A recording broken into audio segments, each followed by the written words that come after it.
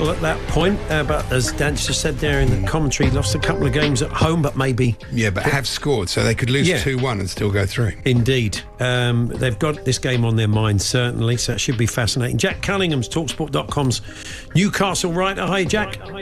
Afternoon, chaps. How are you doing? Yeah, we're not so bad. We want to talk to you about the game. Sorry, not the ground first before we talk about the game. Luke Edwards in the Telegraph today has written an interesting piece.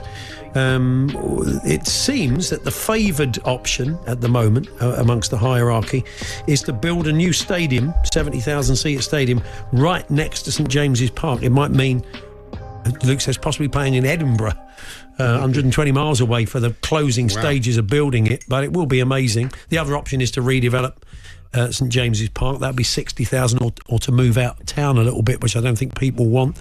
What's your favoured option? What would you like to see them do? Well, for me, I think Newcastle should stay at St James's Park. I think it's one of the most iconic grounds in the country. It's a place that I've got some incredible memories at, of course, some not so good memories as well. But I think overall, as a venue to watch football, there's not many like it around in England. If you look at how central it is into the city centre, I think there's 120 pubs within a mile radius. Pretty good for all the fans involved there, in the sense of like an away day. I think you speak to any away fans, they always seem to love coming to Tyneside, going into St James's Park. Don't get us wrong, it's a trek up those stairs, but it's usually worth it by the time anyone gets there. And I think you speak to anyone and they'll say that this is a stadium that they enjoy visiting and they enjoy spending time at. And I think for Newcastle fans, it's difficult because obviously we are consistently being pushed the fact that PSR and ultimately a new stadium would bring in more revenue. Would it necessarily lead to more fans getting in? I don't necessarily think that's the case, because you're going to have more corporate seats and more hospitality seats, because that's where the money is. So I don't think, even though they're looking at, I think it was 70,000, just below 70,000, but a lot of those extra seats would be corporate and hospitality. And then are you actually then just freezing out the working class fans who make up Newcastle's fan base? Newcastle as a club is a one city club, in which everyone born on Tyneside supports the Toon, and the Toon is probably their life in many ways. And I am totally against a new stadium, actually. I think any way we could stay at St James's Park is the way forward. It's very interesting, this, because it's a bit like what's going on at Chelsea. I'm sorry to disagree with you, but I don't agree with you. 18,000 extra seats will not be 18,000 corporate seats for once. And the problem is, for the club to progress and to be able to spend the money they need to spend to keep up, they're going to have to develop a stadium that will do this. It's progress. I don't see how. And of course, it's a wonderful place to go, as the Bridges. These old grounds, Goodison is a wonderful place to watch football. But in the end, if Everton want to progress, they had to do that move to Stanley Dock, and it's amazing. And it does kind of take out part of the Leazes and the Milburn stand. So it's right next. The new stadium is right next to St James's Park. It's not the kind of out of town option, is it? Yeah, that's more palatable. I think that there was the potential that it was going to move entirely from where it currently is, and I think that would have been something massively against. Certainly, I would have been certainly against it. I think most Newcastle fans would be against it as well, because it is such a great location. Although you have got the issue of where on earth are they going to play? I know Luke Edwards said, go to Edinburgh, but that is such a logistical nightmare for fans to get there.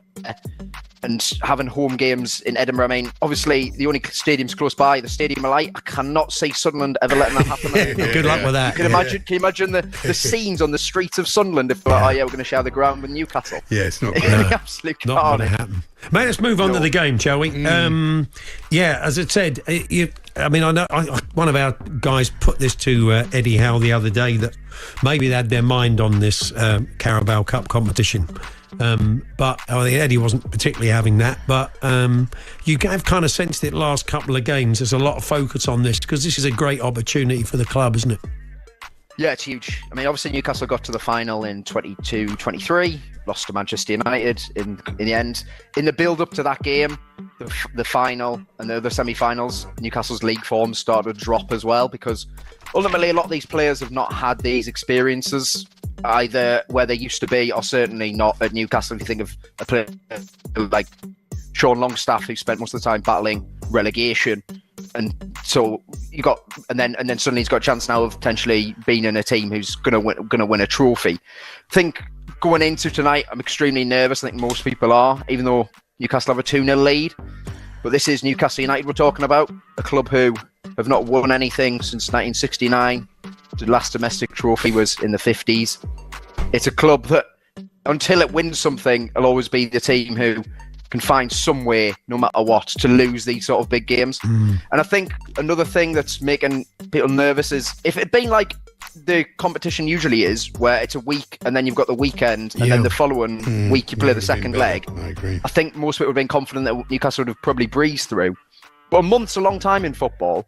And since then, Arsenal have cruised in the Champions League, finished third in the league phase easily.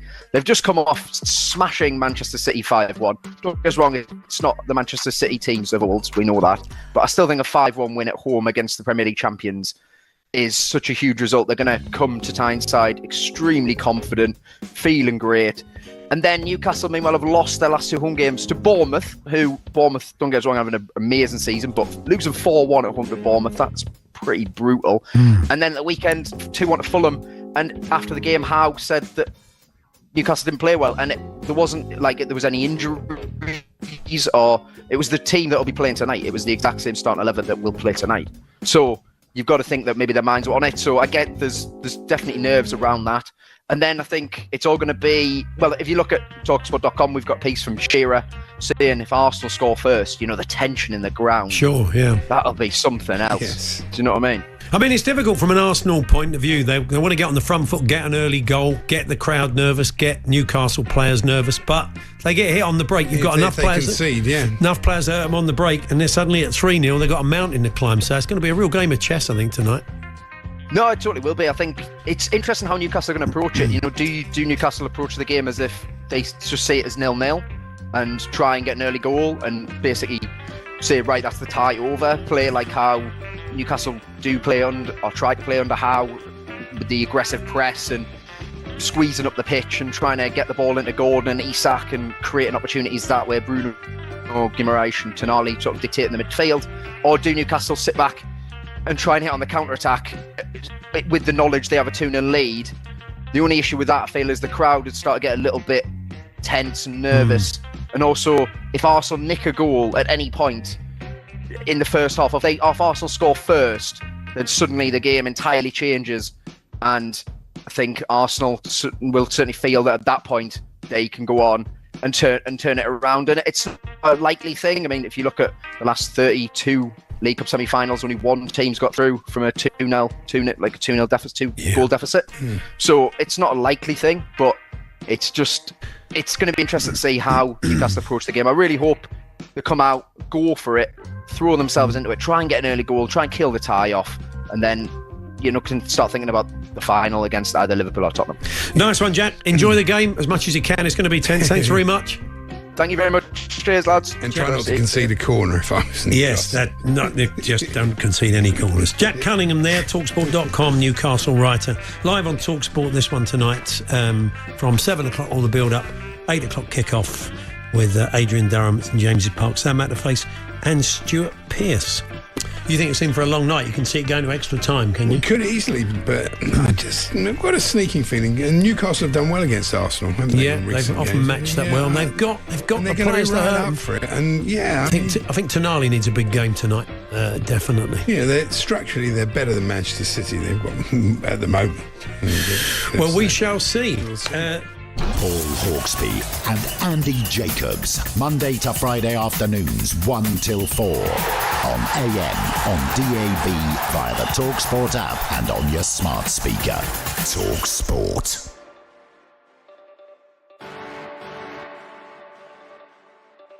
All right, well, it's time to complete our journey through time and talk about the present, which is Saudi Arabia. When Cristiano Ronaldo announced that that's where he was going next, it kind of, I would say, made a lot of us go, interesting, especially given how he left Manchester United. So plenty to talk about here, which is why we've brought Gab back with us, with myself, Alexis, Rob, and Augie. But before we talk about his move to Saudi Arabia, when that news broke, it was when all of us were at the Qatar World Cup.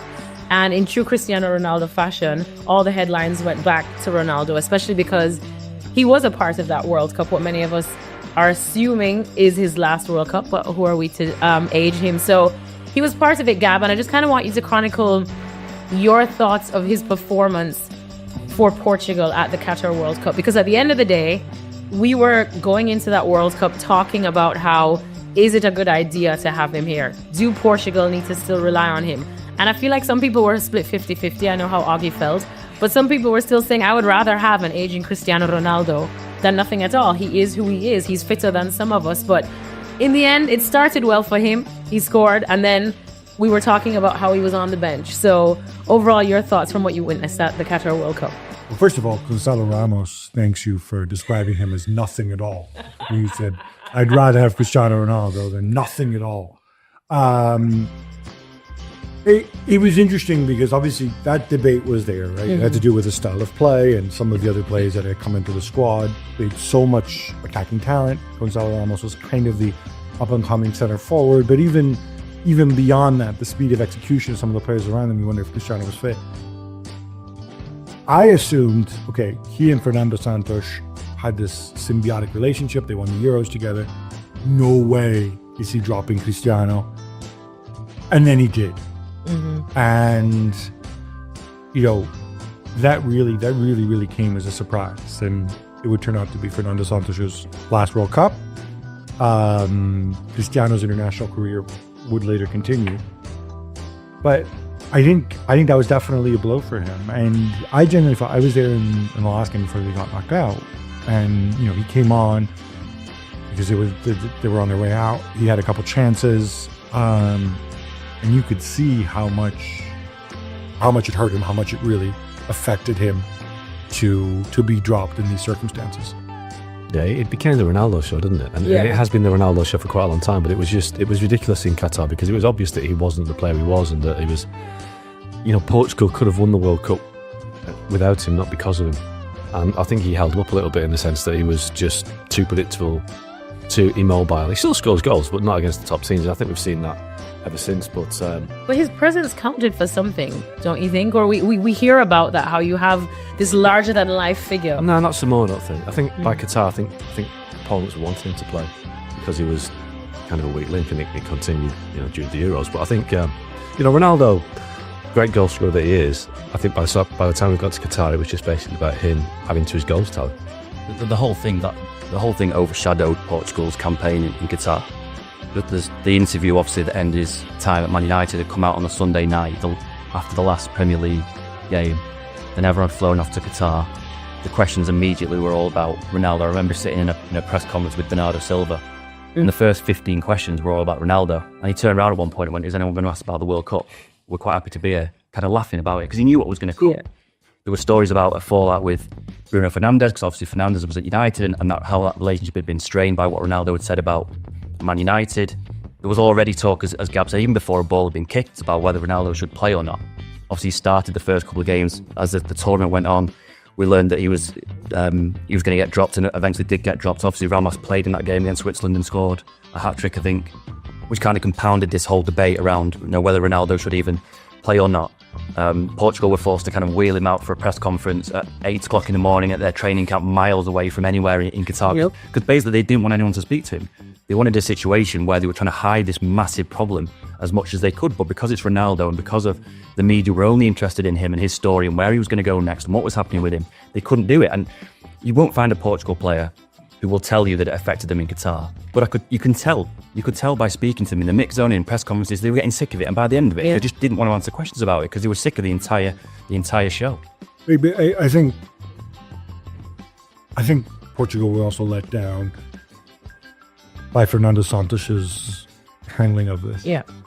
You know, you can't have it both ways. You know, you can't be this sort of dark, mystical father figure to everybody, to Cristiano or whatever. Like, if you're going to play that character, and part of that means often playing, for my money, not playing to Portugal's strengths, and then playing a certain brand of defensive football, which he did, in the name of Cristiano and defending Cristiano the whole time.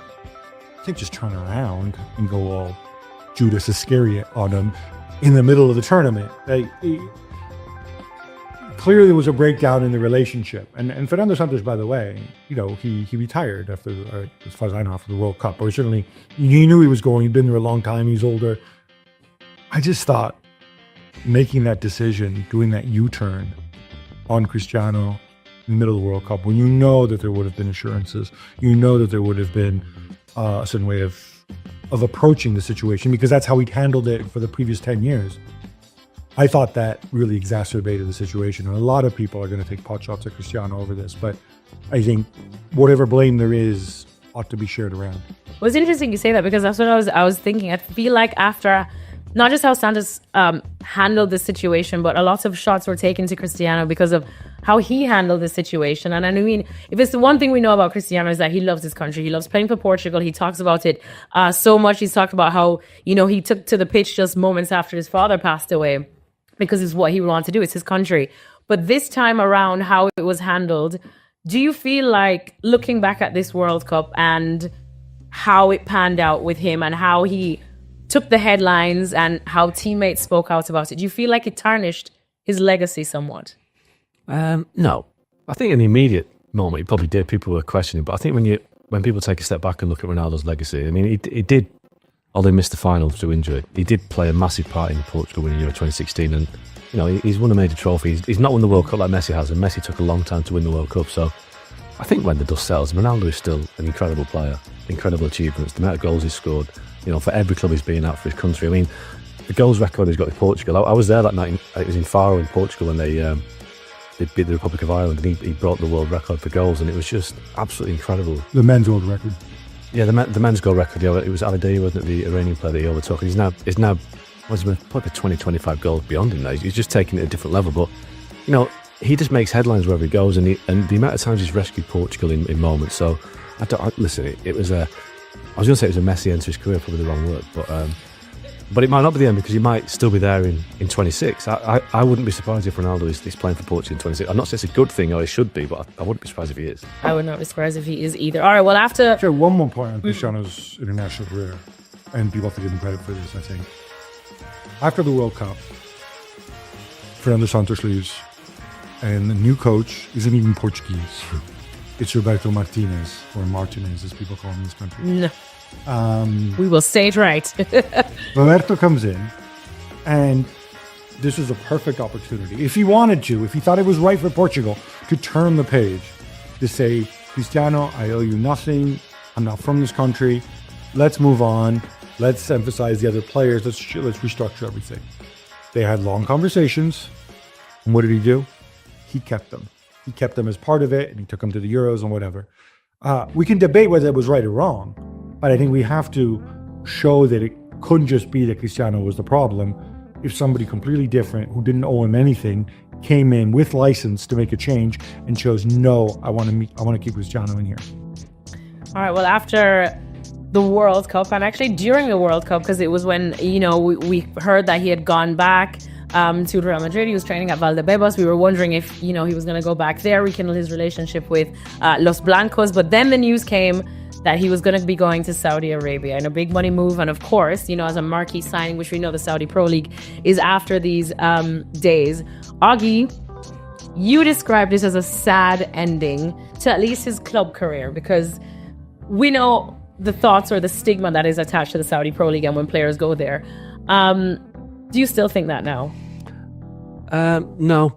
I think, to be fair, I think, look, considering the clubs he's played for, Sporting, Man United, Real Madrid, Juventus, the elite clubs of the countries played at, elite European clubs, I did think at the time that you are, tarnishing your legacy a bit by going to Saudi Arabia. But, the Saudi Pro League is what it is, but he's gone there and he's really embraced it. He's really thrown himself into it. He's not just gone there to pick up the money. He has actually scored a lot of goals.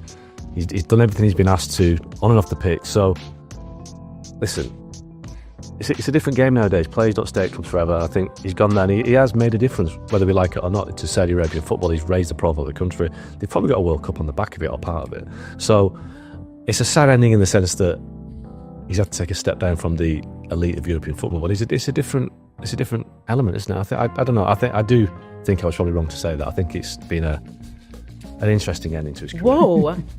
I was wrong to say that. Did Mark Ogden go back?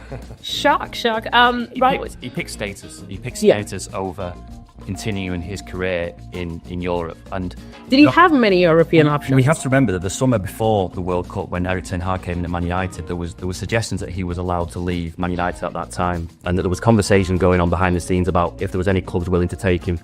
Chelsea were rumoured to be interested at one point. There was other clubs who had spoken to representatives just to see what it would take to get him out of Man United. So they already knew what kind of offers were on the table.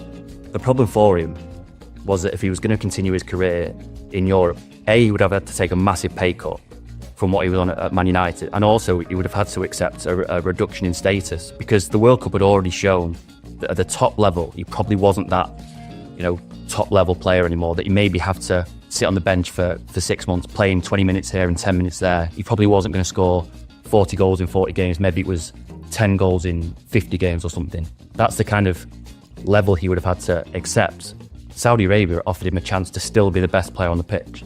It still offered him the chance to score a goal every game, to be the most important guy on the field, to be the most important guy in the league. And that's what he chose. And obviously the money helps, because the amount of money that was involved in taking him to Al Nassr was staggering. But he chose status. He chose status over continuing his career in Europe's top 5 league. I think there were a few other, I agree with everything Rob said, I think there's a few other wrinkles on this as well. One is, around this time, the relationship with his longtime agent, Uncle George Mendes, kind of didn't, I wouldn't say deteriorated, because it's obviously still there. Yeah. But there was a moment of drift. In fact, the person who set up the deal to take him to Saudi was somebody else. And I think there was a sense of wanting some independence, wanting to spread his wings a little bit, maybe explore a new league. The money was part of it. And I think to a normal person, they'd look at this and say, like, probably worth, close to $500 million. Why do you need more money? I think to him, maybe it's a way of keeping score. Personally, as a romantic, I would have loved one or two things I wrote about at the time.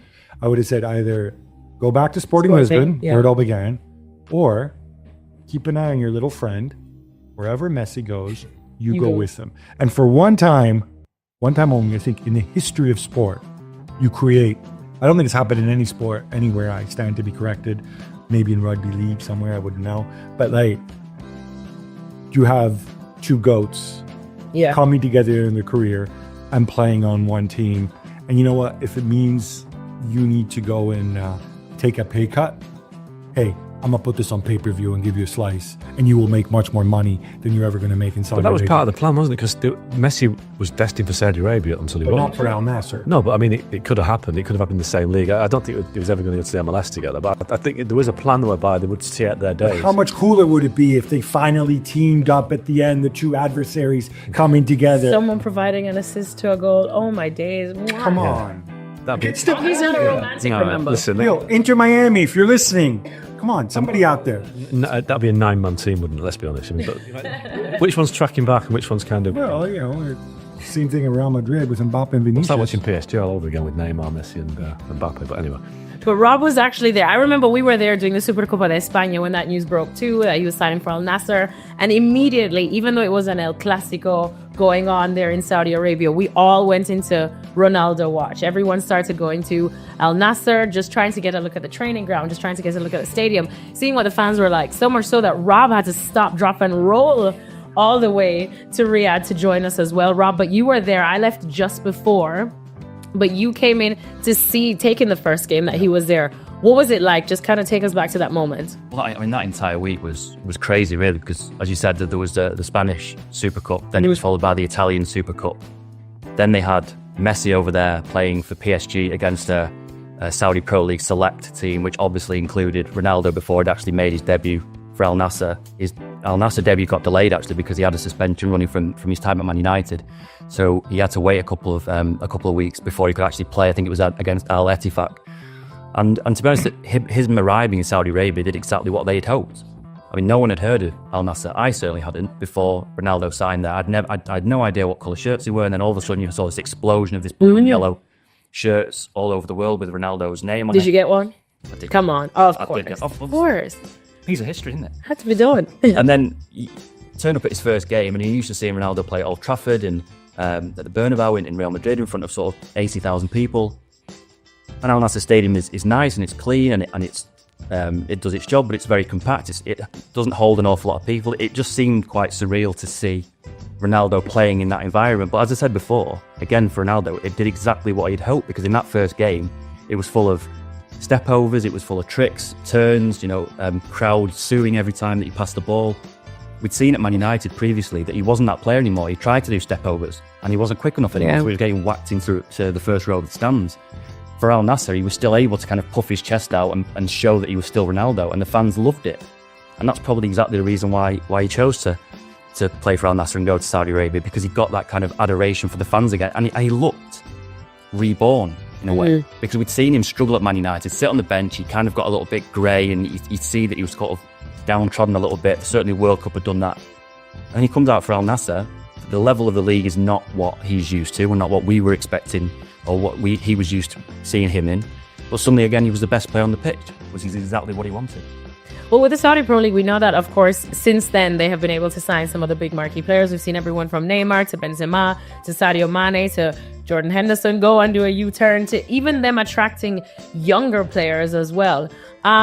Is this part of the Ronaldo effect? Now, we know that the Saudi Pro League, Augie, is able to offer contracts and numbers and basically blank checks to players. So it was always going to be a massive attraction for them.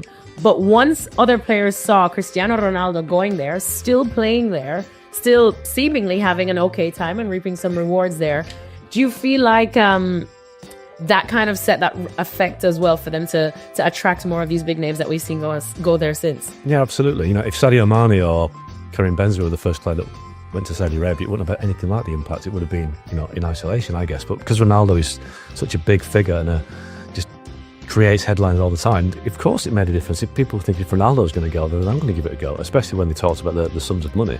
But Ronaldo, that one of the two biggest names in world football, had chosen to go to Saudi Arabia, and it kind of legitimised it in the eyes of many footballers. So yeah, I think it made a massive difference, and without him, it wouldn't have been anything like it, isn't it? Well, we still have yet to see him lift the title, Gab. Does that matter at this point? I mean, it matters to him because I think he keeps score of everything, and he's a fierce competitor. But to the world and his legacy, if he doesn't lift one, will we be that bothered?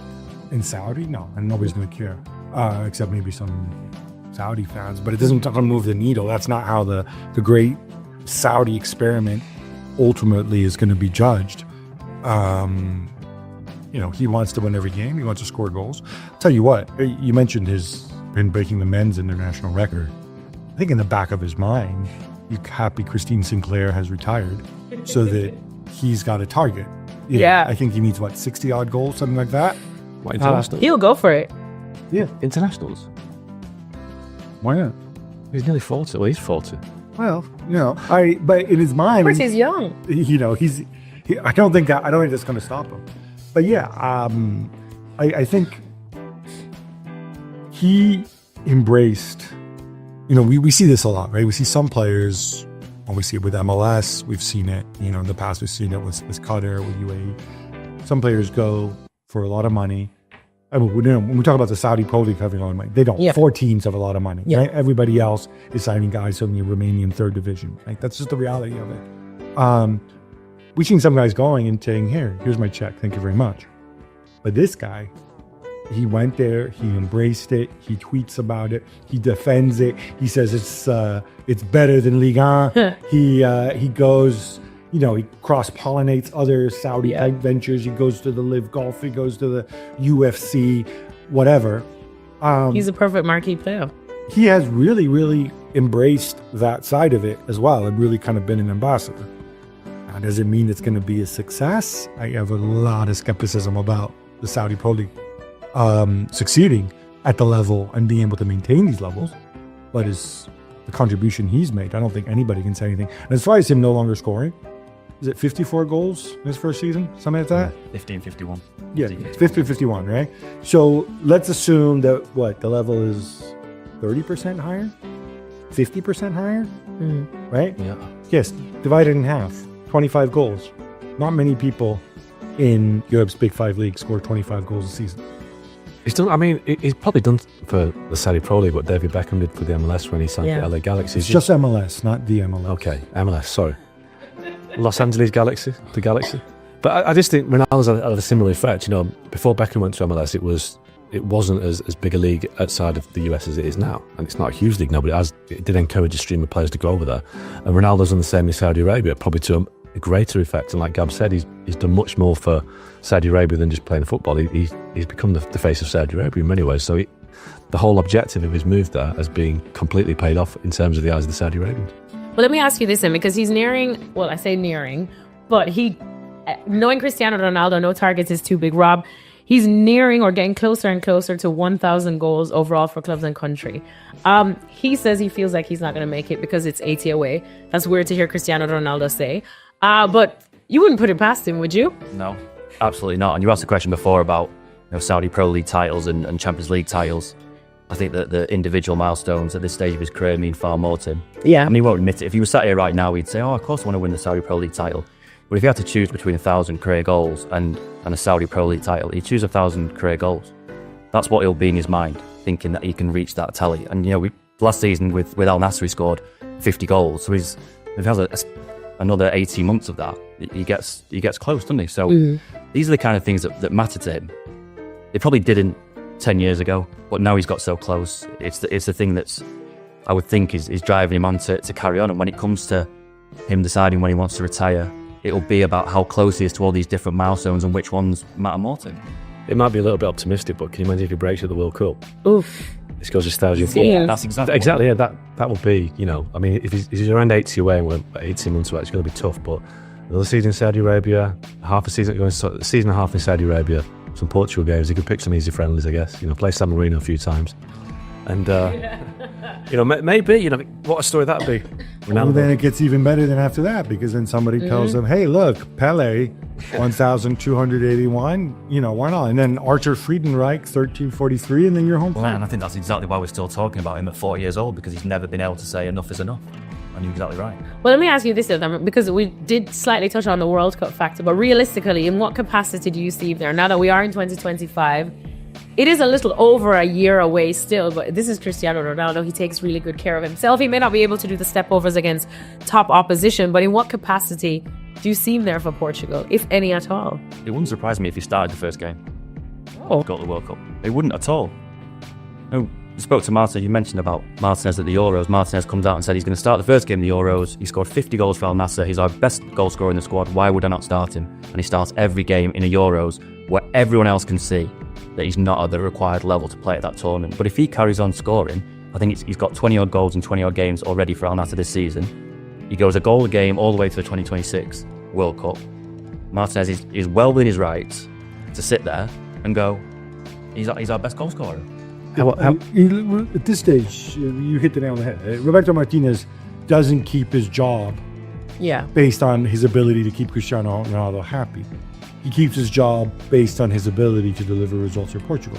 He keeps calling him into the squad because he considers him part of the team. And unless you believe that between now and 2026 that could change, and it might change, his performance could drop, he could get injured or whatever, there's no reason to think he wouldn't continue doing that. I mean, Roger Miller was 42, wasn't he, when he played for Cameroon in 94? So, it'd be 41 next year, Ronaldo at the World Cup, so he wouldn't be the oldest outfield player to play. I think he'll be there. I think he's nailed on to be there. Unless he gets injured, he'll be there because he's playing in a league where he's not having to push himself as much as he would do in England or in Spain. He's scoring goals. I mean, obviously, we were at the Euros and we saw that he wasn't as effective as he could be. And it was holding Portugal back at times. But I definitely think that he'll be in the squad. Definitely. I was just going to say that, Gab, because you wrote about that after the Euros, about Portugal's over-reliance on Cristiano Ronaldo and how that ultimately probably cost them a good run. Now, in a bigger World Cup, more chances to get further, I suppose. If you even have Cristiano Ronaldo there, he's such a larger-than-life figure. Don't they almost, it's like a crush, you almost automatically over-rely on him, whether he's even on the bench or not. So would that be a good move? Yeah, I mean, look, I wrote about that. I'm not saying he cost them their chance at the Euros, but it was very obvious, if you're there in person, you're watching the game, that Roberto wasn't able to build a team where you could have Cristiano, standing around when they lost possession. Basically doing, look, and I don't want to bring Messi into everything. But if you see Messi play at the World Cup like we all did, when the ball's at the other end when Argentina are defending, Messi is standing around the halfway line, walking around in circles, right? He's contributing zero off the ball. So, which is, Cristiano, I think, probably contributes more than Messi off the ball because he could defend set pieces because he's good in the air. But you have to build a team to accommodate that, right? Scaloni was able to do that with Argentina. Roberto was not able to do that at the Euros with Cristiano. And it really affected him. Not entirely his fault. You have other players who maybe don't do too much work off the ball, like Rafael Leao is the obvious one that comes to mind. But if you can build a structure for a guy who only really becomes relevant when you're in possession. Argentina did it with Messi, and maybe Roberto can do it with Cristiano. He's certainly going to try, but that's why he keeps calling him into the squad. One quick story on that. Portugal played a Nations League game in Scotland in November in freezing cold. Portugal had to train at Arbroath or somewhere, some lower league Scottish team, to get ready for this game. And Ronaldo, who's already broken the men's international record for goals, turned up on a freezing night in Scotland. The chances are he's going to get booted all over the pitch. Why on earth is he doing that if the idea, the end game, is not to have him at the 2026 World Cup? Chasing goals, isn't it? That's exactly what it's doing. Chasing Christine Sinclair. To your point, though, about building a team around a player that doesn't contribute a lot off the ball, that's basically Man City and Erling Haaland. And he scores the goals that justifies it. And Ronaldo, if he can just score a few more goals for Portugal, that it has in recent years, in big games, then why not? I'd love to see him at the World Cup and play Argentina in the second round. Portugal v Argentina in a knockout game. That'd be great.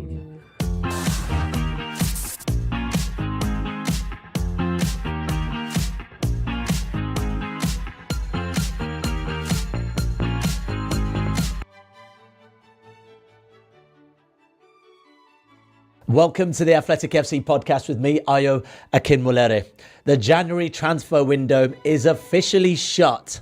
We've seen Marcus Rashford move to Aston Villa, and Manchester City have finally got the midfielder they need in Nico Gonzalez. But who are the real winners and losers in this window? Okay, with us today in the studio, we have the one and only David Ornstein, the Athletics football correspondent, hopefully well slept and well rested, but I doubt it. Plus our senior writer, Rory Smith, as well. David, I said it just there. Have you slept? Are you well rested? Or are you just banging it out till it's time to go home? I was going to say sleep is for wimps and is overrated, but it really isn't underrated. And anybody that doesn't have it is stupid. So I'm definitely stupid. They say the best never rest. I'm not the best, but I don't rest. I'm trying to be better.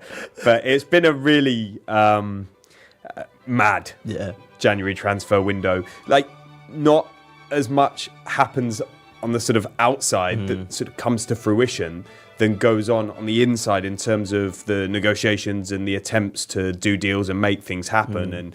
And when you're in the privileged position that you speak to a lot of people involved in it, you kind of become privy to all of that or much of it. And therefore you go through the rigmarole and the roller coaster ride yourself. And so a lot of people are saying, oh, not much happened this January. And I'm like, you don't know what we've been going through. And that's all part of the journalistic process. And many of these things, you're making your checks and you expend a huge amount of energy on stuff that doesn't happen. And then you're thinking, I've got no energy left for when stuff does. And then when stuff does, it's extremely competitive because this media world and landscape around it, all football transfers, has just gone wild. So, it's time for a bit of relaxation, TLC, but not until we've finished this pod. There we go. I need you. The best never rest. Rory, any motivational phrases like David? Because this is a really interesting time. And I often wonder which is the best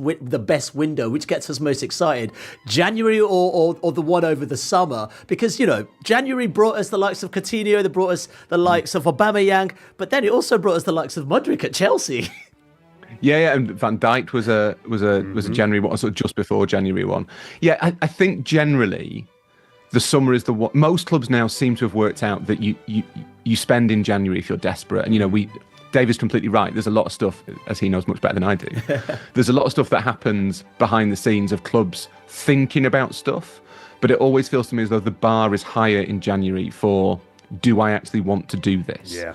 And that doesn't make it easier as journalists because, I get to kind of pretend I'm too big for it. I'm not as privy to all of that side of it as David is. But as journalists, it doesn't change the challenge because you still, all of that stuff could still happen. You never know when a club's going to go, yeah, all right, let's do it. And I'm not sure, to be honest, I would have foreseen Manchester City spending close to 200 million quid in the January transfer window. That still feels like that is a major outlay, even for a team with City's resources. But you still have to check even the ones that don't happen. You still have to be across all the things that might happen. But it does feel to me as though most clubs now have accepted. Shows great composure and plays it out towards Meng-Wen Lee on the right wing. Her right thigh and knee heavily bandaged with blue tape. Gives the ball straight back to Chelsea. And in the form of Natalie Bjorn and now Ritting Kennerid, they'll come again through the middle of the West Ham half as things stand. All a bit crowded on that right wing, but a couple of good chances there. Molly May Sharp from Chelsea. Yeah, I think Chelsea are getting really high, but West Ham keep giving them it back in really dangerous areas. As Lawrence finds another ball into the box, which is headed away by Nystrom. Only as far as Ritting Kennerid, though. Hits it, it's in. Chelsea lead. In at the keeper's near post. Ritting Kennerid with her right foot put the laces through the ball from around 16 yards. Talksport The keeper won't tomorrow want to see afternoon that. from 4 Beats her on at her Talksport near with post. Motorpoint. But it's There's hit no car with like a such Motorpoint pace car. by Joanna Ritting Kennerid that she was perhaps beaten before she could even dive down low to her left-hand side. And with 20 minutes on the clock, it's Chelsea 1, West Ham United 0. Yeah, I think Kennerid's just gone with power there and she's beaten the goalkeeper at her front post, which is tough. But I think what I said before, West Ham just giving the ball to Chelsea in really, really dangerous areas. Obviously, they want to play out from the back and you have to respect it. But I think at some point you've got to get the ball out of. A couple of weeks ago, Arsenal on a winning run. Most recently, of course, 5-1 winners over Man City on Sunday. Kick-off at 8 here tonight. It is live on TalkSport. Big game in the Championship this evening as well. Frank Lampard's been doing good things since taking over at Coventry at the end of November. But they face leaders Leeds tonight. There for TalkSport, Jeff Peters. Yeah, it's to go 5 points clear at the top with a win after Saturday's 7-0 demolition of Cardiff. Coventry, though, on the rise under Lampard. If they can make it a 5th straight league win, they'll go level on points with 6th place West Brom. Not bad for a side who had relegation concerns at Christmas. Leeds make one alteration with Ilya Gruev in for Joe Rothwell, who drops to the bench. The front four of James, Aronson, Solomon and Peru have 34 league goals between them. Decent at the back too, 4 successive clean sheets and 7 in 9. Coventry unchanged. January's big money signing Matt Grimes has to be patient and starts on the bench. The switch to 3-5-2 has worked in recent weeks as Lampard has turned the Sky Blues into possible playoff contenders. It's Coventry Leeds at the CBS. And the EFL trophy holders Peterborough at home to League 2 Cheltenham in the quarter-final tonight. It kicked off at 7 at the Western Homes. Here's Nikesh Ragani. Yeah, still goalless here with both of these sides potentially 2 games away from a trip to Wembley. Peterborough aiming to defend that trophy that they won last season. It's a welcome distraction for them. They've been terrible in League One, just 1 win in their last 10 league matches. That win against Walsall in the last round, though, gave them a bit of a boost. 4-2, they thrashed them in the last round, but they're up against more League 2 opposition here in Cheltenham, who are on a good, decent run themselves. Unbeaten in their last 3, mid-table in League 2, and it is Cheltenham who are doing all the bossing in the early stages of this match. 21 minutes in, they've had a couple of really good chances. Jordan Thomas with a header just over the bar from close range, and then a 20-yard shot with his left foot which thundered into the crossbar. Peterborough hardly getting inside the opposition half at the moment. They've made 6 changes tonight, Peterborough. Cheltenham going strong with just 2 from their last league game, and it's Cheltenham doing all the bossing at the moment, but it is goalless. It's Peterborough 0, Cheltenham 0. And in the Women's League Cup semi-final, which is live right now over on TalkSport 2, Chelsea, after 20 minutes of just taking the lead against West Ham United. Chelsea, of course, unbeaten this season, but West Ham in the group stage of the League Cup were 100% and scored a lot of goals as well. They'll need to tonight. They're 1 down against Chelsea in that semi-final. Time now to get an odds update with Ladbrokes. Odds update on TalkSport with Ladbrokes. Get money back as a free bet up to £10 if one leg of your Football 5+ acca lets you down. Pre-match straight line accas only. Odds are 3-1 or greater. 18+ gambleaware.org.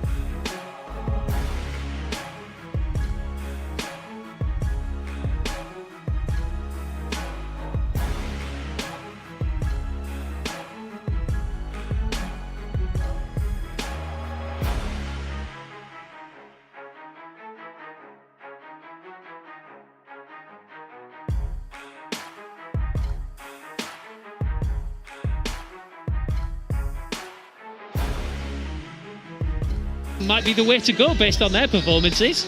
Absolutely. I mean, it's early days for Lewis Skelly, for sure. I mean, he's shown that he's had a good impact. Whether or not you need to do that for a little bit longer and a little bit more to get that international recognition, we'll have to wait and see. But the signs are there that he's going to be in that frame. I agree, and Gordon, who's been a big threat. I think Gordon and Murphy have done pretty well this season. Played a lot of games. They've been a decent threat. They've supplied a lot to Isak, which has been really important, who's just, instinct and finishing in the box is one of the best around at the moment. So that they carry their threat, Newcastle, but it's coping with Arsenal. What Arsenal are going to throw at this game, I think, will be a lot. I think they've got nothing to lose. The chips will be all in, and they will go for it. And whether or not Newcastle can cope with that. There's been another goal at Chelsea. Emily Herbert. Chelsea make it 2. Sierke Nuskin fires it home this time. Outruns the keeper inside the 6-yard box and slots it into the back of the net. As calm as you like. Just hit the half-an-hour mark here as Chelsea 2, West Ham 0. Just over half an hour to kick off here inside St James's Park. Newcastle versus Arsenal League Cup semi-final second leg. Full commentary on the way in the Championship. The leaders, Leeds United, are at Coventry City. Leeds could go 5 points clear with a win. Sani Rudravajula is watching. And what a prospect that would be for Leeds, fresh off a 7-0 demolition of Cardiff City. They've been a cut above, but with 16 to go, last season's beaten playoff finalists still have some way to go. Coventry City, under Frank Lampard, under such a turnaround, 1 defeat in 9, looking to make it 5 wins in a row, eyeing a bit of a promotion push themselves. They're unchanged from their 2-0 over Swansea. Leeds swap Rockwell for Gruev in midfield, and we're all set at the CBS kick-off 7:45. We'll also keep you up to date in the Scottish Premiership. Celtic could go 13 points clear at the top of the table if they win their game in hand against Dundee. So we'll be at Celtic Park to keep you up to date with that. A little bit later in the Six Nations, Tom Willis is set to start at 8 for England. We'll get to see Finn Smith at fly half with his brother Marcus Smith switching to fullback as well. England face France at the Allianz Stadium at Twickenham in round 2 on Saturday. Let's bring in rugby reporter Sarah Orchard. What does 2 Smiths on the field mean for this England team then, Sarah? Well, I'm sorry to break it to you, but they're not actually brothers. That's the Curry brothers. We've got the hangover of the brothers from last week, of course. So it's just the namesake, of course. But 2 Smith, you've got Finn Smith from Northampton. He's defensively really strong, only 21 years old, and it's a big opportunity for him. But seeing Marcus Smith moving to fullback is a really interesting one. It's a chance for him to attack in broken play. And France, they kicked a lot of long balls repeatedly against Wales last week compared to Ireland, who tended to kick slightly more short contested balls, high balls that would have suited Freddie Stewart. So arguably this style of play would suit Marcus Smith as long as that is what France actually brings with them. You did a great job of answering that question without making me feel stupid, so thank you, Sarah. Anytime. Let me ask you about Tom Willis at 8 as well. Does this come through? Because it's the first thing that I thought watching the Ireland game, and I know it was picked up a lot before the game as well, is the trouble that England were going to have at the line-out. Would they have trouble? And sure enough, they did. Yeah, I mean, this is it, because ultimately Maro Itoje was really the only line-out jumper they had against Ireland. They did look to other options, but by having Tom Willis there, he does jump when he's at Saracens. He's also, they're a really big guy. So he's a heavier carrying option around the park as well. It'd be really interesting to see how Steve Borthwick has to counter this ultimately on the bench and what his other options are. Because quite frankly, the French pack are absolutely massive, and that's something that's really got to be borne in mind. And just while I quickly mention France, it is worth saying that in the last hour or so, we have had it confirmed that their fly half, Roman Ontamac, he has been given a 3-match ban after his tackle on Ben Thomas of Wales last week. So he will be missing the England game at least. There's different permutations if he goes to tackle school and what matches are included in that, but he's definitely out for this England game on Saturday. Away from England, Ireland and Scotland have both been managing injuries to key players. So how are they getting on? Yeah, so this is on Sunday. We've got Scotland hosting Ireland at Murrayfield, and Gregor Townsend, he has called in the Edinburgh lock Sam Skinner. That's really because he was limited on second row options because Scott Cummins, he was ruled out for the start of the tournament. So I think Gregor Townsend just decided he does need that bit more ballast. But when it comes to Ireland, their wing Mac Hansen, he picked up a cut on his leg during the game against England. He did play on, and we've been told it was a bit touch and go, but apparently he did train this morning. Then there's tight head prop Finlay Bealham. He appeared to be having a little bit of problem with his ankle. Again, we have been told he did train this morning, so that's positive. But then the long-term injuries we have with prop Tag Furlong and also lock Joe McCarthy, apparently they are still not ready. Arguably the more important one there is Furlong, because they are a little bit light at the moment when it comes to tight heads. But good news with Bealham that they should be able to have enough to get through to Sunday. Thank you very much indeed, Sarah. That one, by the way, available to listen on 5 Live Sports Sunday at 3 p.m. Elsewhere, Yorkshire have become the first team to sell the entire stake in their 100 team. The owners of the IPL side, Sunrisers Hyderabad, have paid over £100 million for Northern Superchargers. Our chief cricket reporter, Stefan Schemmel, has joined us. So why have they sold the whole stake, Steph? Cash would be the big thing, Steve, to be honest. Remember, last year, Yorkshire were cash-strapped. They're the hosts of the Superchargers, necessitated the return of Colin Graves this time last year as chairman. Had debts of around £15 million to the Graves Trust. Yorkshire are members-owned. Most counties are, but Graves has suggested a demutualisation, essentially taking the club private in order to sort out those financial issues. That might not be the case now. This money might help Yorkshire solve their financial issues, but the whole game are benefiting as well. It's not just the host, it's the non-host as well. Money being shared between the counties and the MCC. One non-host sort of indicated to us today that the money they're getting, they might be able to run the club off the interest, let alone just the money they're getting from the sales. So at the moment, cash is coming into the game. The other impacts that we'll see for the sales of the 100, allowing investment to come in, we'll only learn that in years to come. Thank you very much, Stefan. Chief cricket reporter Stefan Schemmel. Let's head to the US. It's been confirmed that President Donald Trump is going to be attending Super Bowl 59, the first sitting president of the USA to attend. Our reporter Katie Smith is in New Orleans getting all the gigs. Katie, how is his presence going to be received? I'm not jealous. No, I can tell, Steve. Sure. I mean, I think it adds a little bit of context to the absolutely huge security presence we're seeing here in New Orleans. I actually got it on good authority earlier today, a chat I was having with someone related to the Superdome, the stadium where it's taking place. They've actually known for a month that he is coming, so they've had time to prepare. We only found out yesterday, but there has been a massive security presence, not least as well because of those awful terror attacks that happened on New Year's Day where 14 people died here in the city. But it's going to cause massive controversy. So if we go back to his first term in office, President Trump, he was a huge outspoken critic of the NFL Commissioner Roger Goodell. Plenty of remarks he made back then, you might remember, about kneeling during the US national anthem. That's what several players were doing as that heightened Black Lives Matter movement was sweeping across the world. Quite interestingly as well, this year, for the first time in 4 years, they've chosen it in the end zone inside the Superdome. I was having a look yesterday. They use messaging, and it's always said end racism. They've now chosen the phrase choose love. Since re-entering the White House a couple of weeks ago, Trump's criticised non-discriminatory hiring practices aimed at improving workplace diversity, these sorts of things that we've actually seen in the NFL for some time, the likes of the Rooney Rule. So it's quite interesting. The NFL have denied that this change, the choose love over end racism, is linked to that. But I do think it's going to be fascinating to see how visible Trump's going to be while he is here. The Super Bowl has such huge influence on US culture, so whether he can harness that or not, we'll see. On the field, that there is no experience for a city like when the Super Bowl comes to town. So you've been drinking it in and spending a bit of time with the players as well.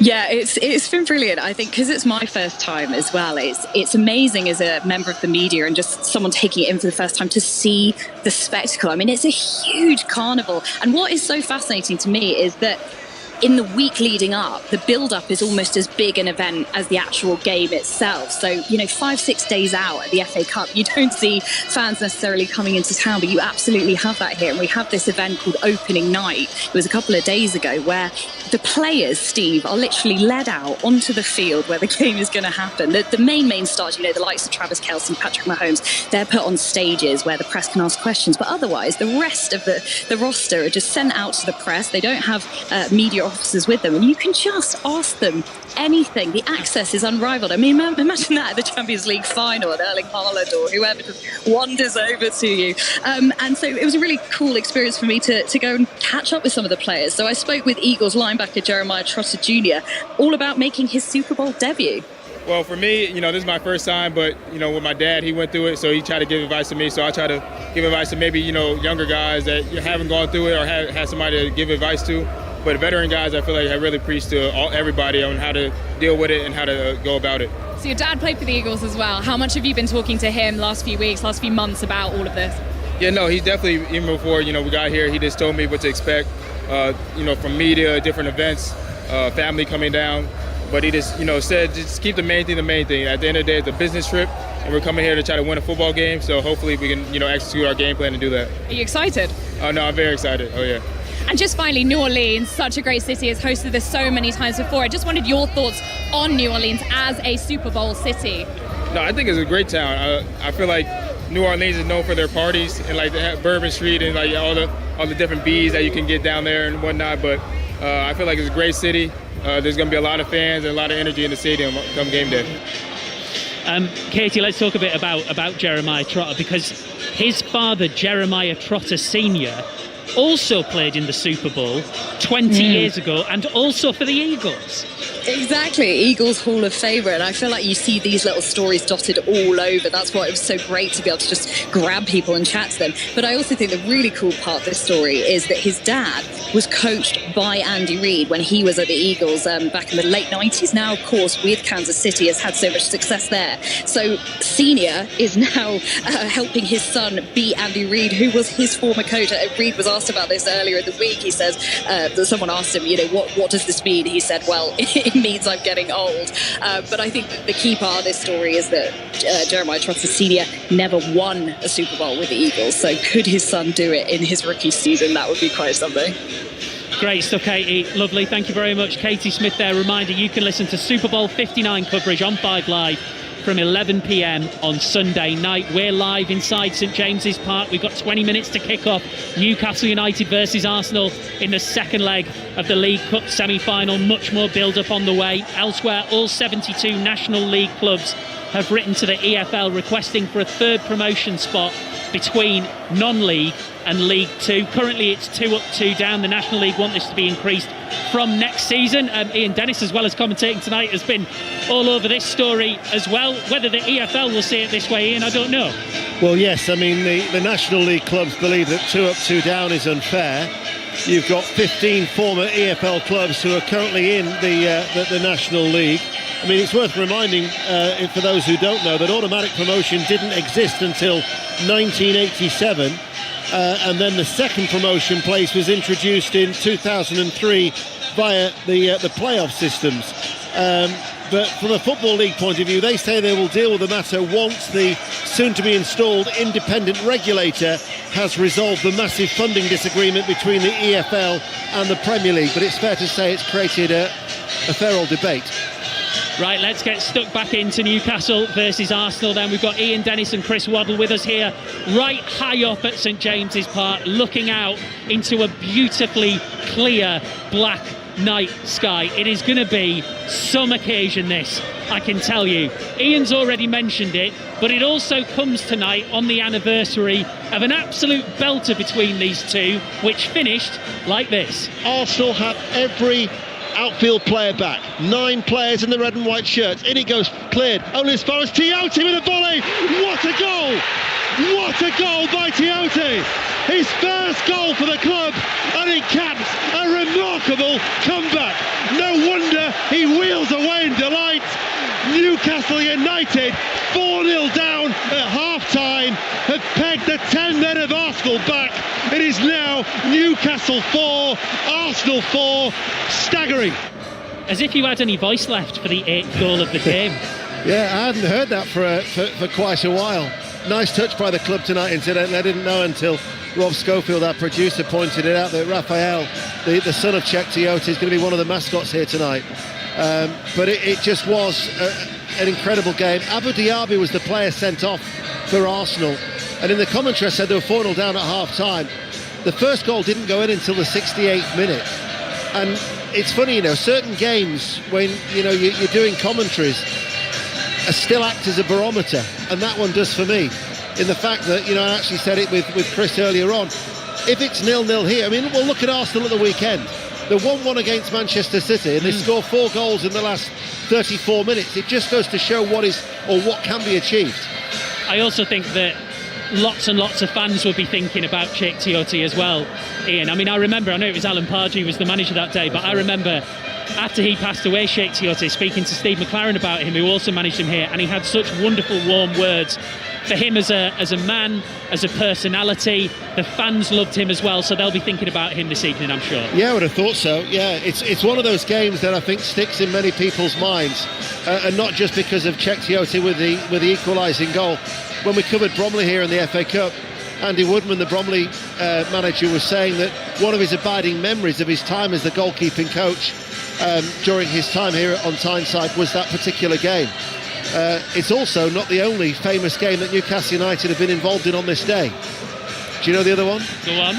On this day, 1972, Hereford United knocks out Newcastle United at Edgar Street. So the 5th of February can conjure up different emotions for Newcastle United fans, depending on your generation. Sorry, Chris, there go the good omens. I remember that, Roddy Radford, top corner on it, and all ran on the pitch in the mud, and yeah, I remember that. It's still shown every third round, isn't it? Every year. Yeah, I mean, listen, we talked about this earlier. Newcastle United, they're not going to get a better chance to get to Wembley. Yes, whoever they play, it's going to be difficult, but they need to win a trophy. These fans deserve a trophy. Listen to that roar. All that is the Newcastle players coming off the pitch, having finished their warm-up. That's all it is. I think if you're a Newcastle fan inside this stadium, you almost need two sets of eyes, because you're looking at your heroes away to your right-hand side and then away to the left-hand side. Even from the top of the stand here, I can see just how gloriously glittering in silver the League Cup trophy is, which is here tonight as well, away toward the Lees' end. It was at the Gallagher end where Sheikh Tiote scored that famous goal.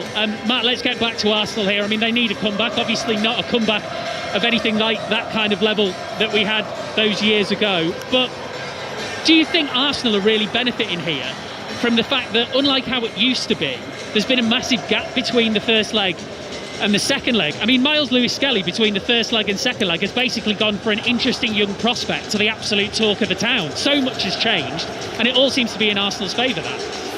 Yeah, I mean, I wouldn't say they've benefited. I mean, it is different. Yeah, are they in a better place now than what they would have been 2 weeks ago?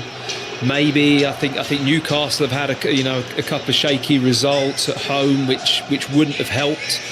But I think things like that kind of go out the window when you come to matches like this, and you see matches like this that are so poised in a brilliant way to start this game 2-0 down with what's at stake. And Chris mentions about Newcastle, they need that trophy. I mean, they're years and years without a trophy, but Arsenal will feel the same, even though they've obviously won quite a lot in recent history, but not in the last few seasons. And I think that is starting to weigh a little bit heavy on the team, certainly on the manager, because he's had a lot of success. He's built a really good team. He's got a way and a style about him. His personality is now all over the club in terms of how they play and what he wants. But it needs to produce some trophies, and this now is a big cup. Look at the recent winners of this trophy. It's proven to be a real trophy that teams go after, managers go after. Jurgen Klopp last season went after this trophy with a young team, and I think that it's turned into something a lot more than maybe what he's talked about at the start of the season. So it is a big game for both teams. Well, the Newcastle United fans, just as Matt was speaking there, have taken it upon themselves that with over 12 minutes to kick off, they don't want to wait. They don't want to wait for the teams to be in the tunnel. They don't want to wait for them to walk out. They're going now with their big old flag displays. There'll be many more to come, but I'm just looking to my right. I can see a Joe Willock banner. Huge. Get into them. Just get into them. That's what it says. That's the message from the Newcastle fans. Chris, you're nodding along to that. Well, they have to. They have to. If they want to do well tonight, they've got to start bright. They've got to upset Arsenal. They can't sit back and admire Arsenal coming onto them and hopefully keep them away from the box. They've got to be positive. They've got to play their game. That's what I'm saying. I was just surprised at the system. It has surprised us. But we know they've got pace, and if Arsenal commit too much forward, we know Newcastle exploit it. Before we hear from some of the supporters who are right now just tens of thousands waving their black and white flags to and fro, we're going to hear about another goal in the Women's League Cup semi-final, Chelsea-West Ham. Emily. Well, it's not a goal, but it's half-time. It's Chelsea 2, West Ham 0 at the break, and the Blues edging closer to a 6th straight final. Ritin Kanerud fired in from the right before Sioke Nuskin danced around the keeper to slot home the second. West Ham, yet to beat Chelsea or reach a final, have some work to do. It's Chelsea 2, West Ham 0 at the break. Right, let's hear from some Newcastle fans. I was outside Shearer's Bar just before we came in tonight to speak to Samantha and Amanda, two big Newcastle United fans here with their family. Fair to say, Samantha just beginning to feel the occasion here. Oh God, honestly, nerves are absolutely jangling. I've been so nervous, I mean, I could hardly sleep. If we win tonight, I think I'll just cry because I missed out going to the final a couple of years ago because I had a badly broken leg. So if we can get to a final, I'm going to be there this year. Amanda, how are you feeling? I'm the same. I never slept last night. I don't know if it's excitement or nerves. And we've booked our digs, so come on, lads. We've got to do this, haven't we? We're getting through. You've booked to the hotel for Wembley? Yes, we're confident. We've booked the hotel. Now, so we've got you two, and Amanda, we've also got your two lads. So Ryan and David are deaf, so Amanda is going to sign for us as we talk to them. Guys, how are you feeling? How are your nerves? Yeah, I am nervous. I'm not going to lie But we won 2-0 last time, so even if it was a 1-0, or even if they won 1-0, we're still through, so yeah. And David, yeah, I'm a little bit nervous too, and I would take a 1-0 or a draw. I'd take a draw tonight because then we're through. What is the experience of St James's Park like for you? Because you can't hear, can you feel the atmosphere and the rumbling of this place? Yeah, well, we've got the vibrating top, so we got them last year. So, like, on Silence the Crowd, I don't know if you saw that, so that's really good. And it vibrates, so we're home at the front and away at the back, so we're hoping for a quiet back today. So these are special vibrating shirts, aren't they, that the club brought in last year for fans who were deaf. How much of a difference has it made to your experience? Yeah, it makes us feel like part of the crowd. We're more involved. The shirts are vibrating, and like I say, we want it quiet around the back. Lots of vibrations around the front from all the shouting and singing and goals. It really is a remarkable thing that Newcastle have done there with the vibrating shirts for deaf supporters, so that they can really feel St James's Park. If you're interested in hearing more about that, we've got a special documentary on BBC Sounds right now all about deafness in sport. It is called The Quiet Place, and you can find that right now. We have got, in 10 minutes' time, full commentary on the way of Newcastle versus Arsenal in this League Cup semi-final second leg. This is just the names of the substitutes being read out over the PA here inside St James's. And even that, every name is being cheered. A couple of the local lads at the end there, like Longstaff and Miley. Ian, just as we look opposite us, people always say something like, it's a sea of black and white and all that kind of thing. It's not just that St James's Park is loud. It feels alive. It looks alive. Well, we haven't touched upon the talking point about they're looking at the possibility of moving away from this place. But for those people who've never been to the city of Newcastle, I think it's quite unique that the stadium is right in the heart of the city. You come in off the A19 or the A1, one of the first things that will strike you is the stadium. You can see it from a long, long way away. And it is the heartbeat of the city. When Newcastle United as a football club are thriving, the city is a vibrant place. So you can only imagine what it might be like tomorrow. I've got to say, talking to the supporters as well, credit to the Arsenal fans. Nearly 5,000 of them have made the trip up from North London, bearing in mind their team are 2-0 down at effectively half-time. So they'll be hoping to see something win this. And this is a competition I think has been much maligned over recent years. I still think this is a great competition. You get more supporters at the final than you do for the FA Cup final. And I still think when you get to this stage, it still conjures up a lot of excitement. In front of us now, I can see on a small patch of synthetic green grass, just positioned on the halfway line, is a man in a blue hat, whose name is Johnny Blue Hat. Probably not christened, but he is the saxophonist of Sam Fender's band. Sam Fender, of course, if you don't know, somehow, massive pop star, massive Newcastle United fan. He is going to play the theme to Local Hero, which is the song that they always play at St James's Park. And I can't think of anybody better to be hearing from than Chris Waddle as this just happens underneath us. You were just hearing Chris Ian talk about the importance of St James's Park. We're about to hear it live. What does it mean to you, and how important is it that whether it's in this stadium or one in the next few yards around Lees's Park, football in Newcastle is here? I think everybody associates this song now with Newcastle United. They've been playing it for a long, long time. And it's brilliant now. He's playing it on the saxophone. Fantastic, isn't it? I mean, the fans, everybody's up for it. And this is, this is what they want, Newcastle. They want to be in semi-finals. They want to be in finals. They want to chase trophies down, like the Liverpools and the Man Uniteds in Man City's in Arsenal. They want to be chasing tournaments. It means so much to them, and they don't really get a lot of opportunity to chase them down. So, tonight you just saw, God help the place if they win it. Tonight if they win's great, but if they went to Wembley and won the final, there'd be a week's holiday in Newcastle. It'd be a national holiday for a week. I'm telling you, nobody would go to work for a week. Well, I'll tell you what, let's just listen to a few seconds of Local Hero live with Johnny Blue Hat.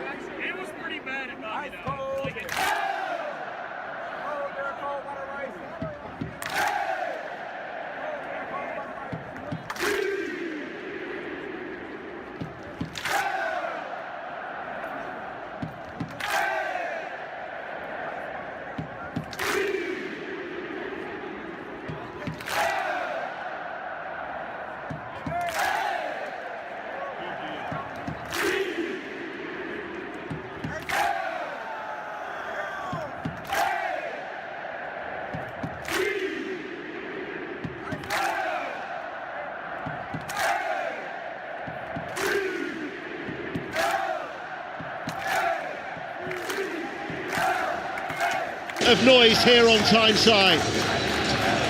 It's a clear night, it's a chilly night, as the black and white scarves are being swirled around the heads of every Newcastle United supporter.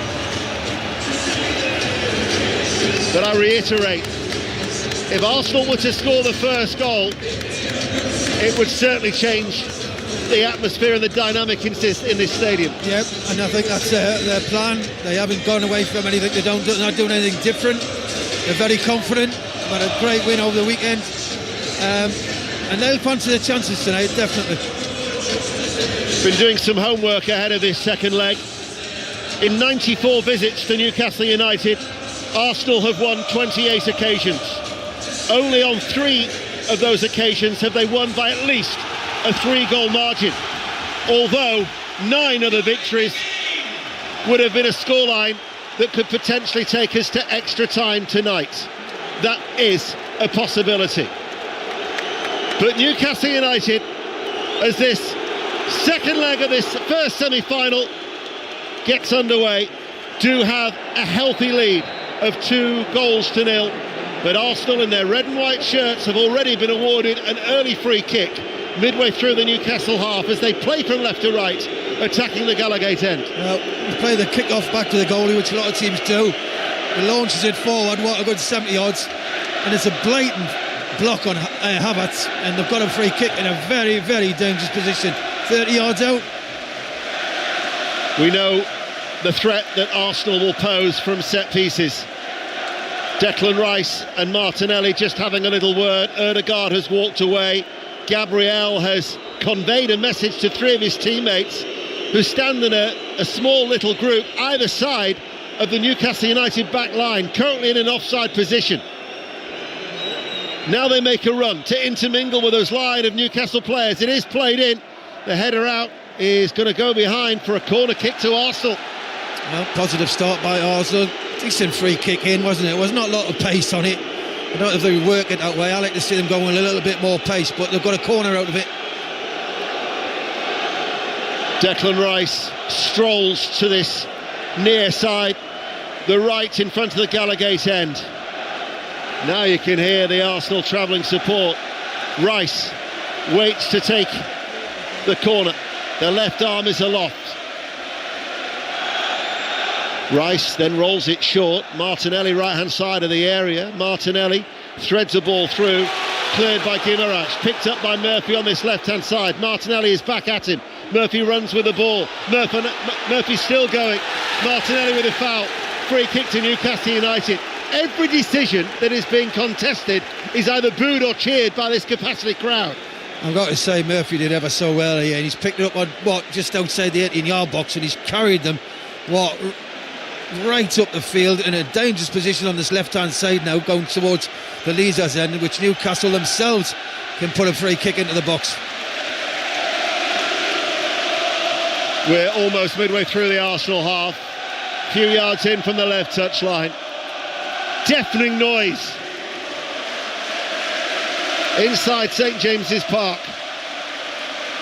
Some of them are up and out of their seats already in the Leazer's end, the area that Newcastle United are attacking.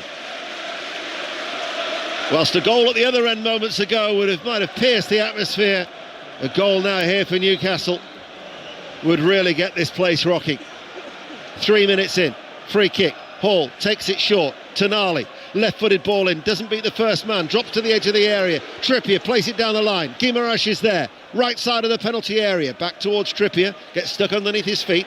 Ball played in there, it's a deep one by Cher, and it's curling out of play, and there was some pulling inside that penalty area, and Arsenal will get a free kick. Well, it was easy, little tug on Timber, who goes down so easy, but gets the free kick. Goal at Coventry in the Championship. Sani Rudravajula. Coventry nil, Leeds 1. It's taken 17 minutes for the league leaders to get ahead. Joel Peru threaded through. Cool finish from him. Coventry nil, Leeds 1. Leeds United looking to go 5 points clear at the top. Gordon hits the ball early. Isak is in. Flag stays down. Isak enters the penalty area. Isak scores. Alexander Isak yet again against Arsenal. St James's Park goes berserk. That's the early goal that they craved.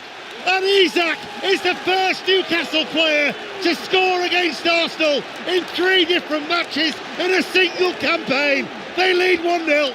That's a brilliant finish by Isak, isn't it? I think he's offside though, Ian. I think they're going to VAR now, aren't they? He looked to me just a fraction offside. I mean, I hope he's not for Newcastle fans' sake, but we'll see what happens. But it was very close.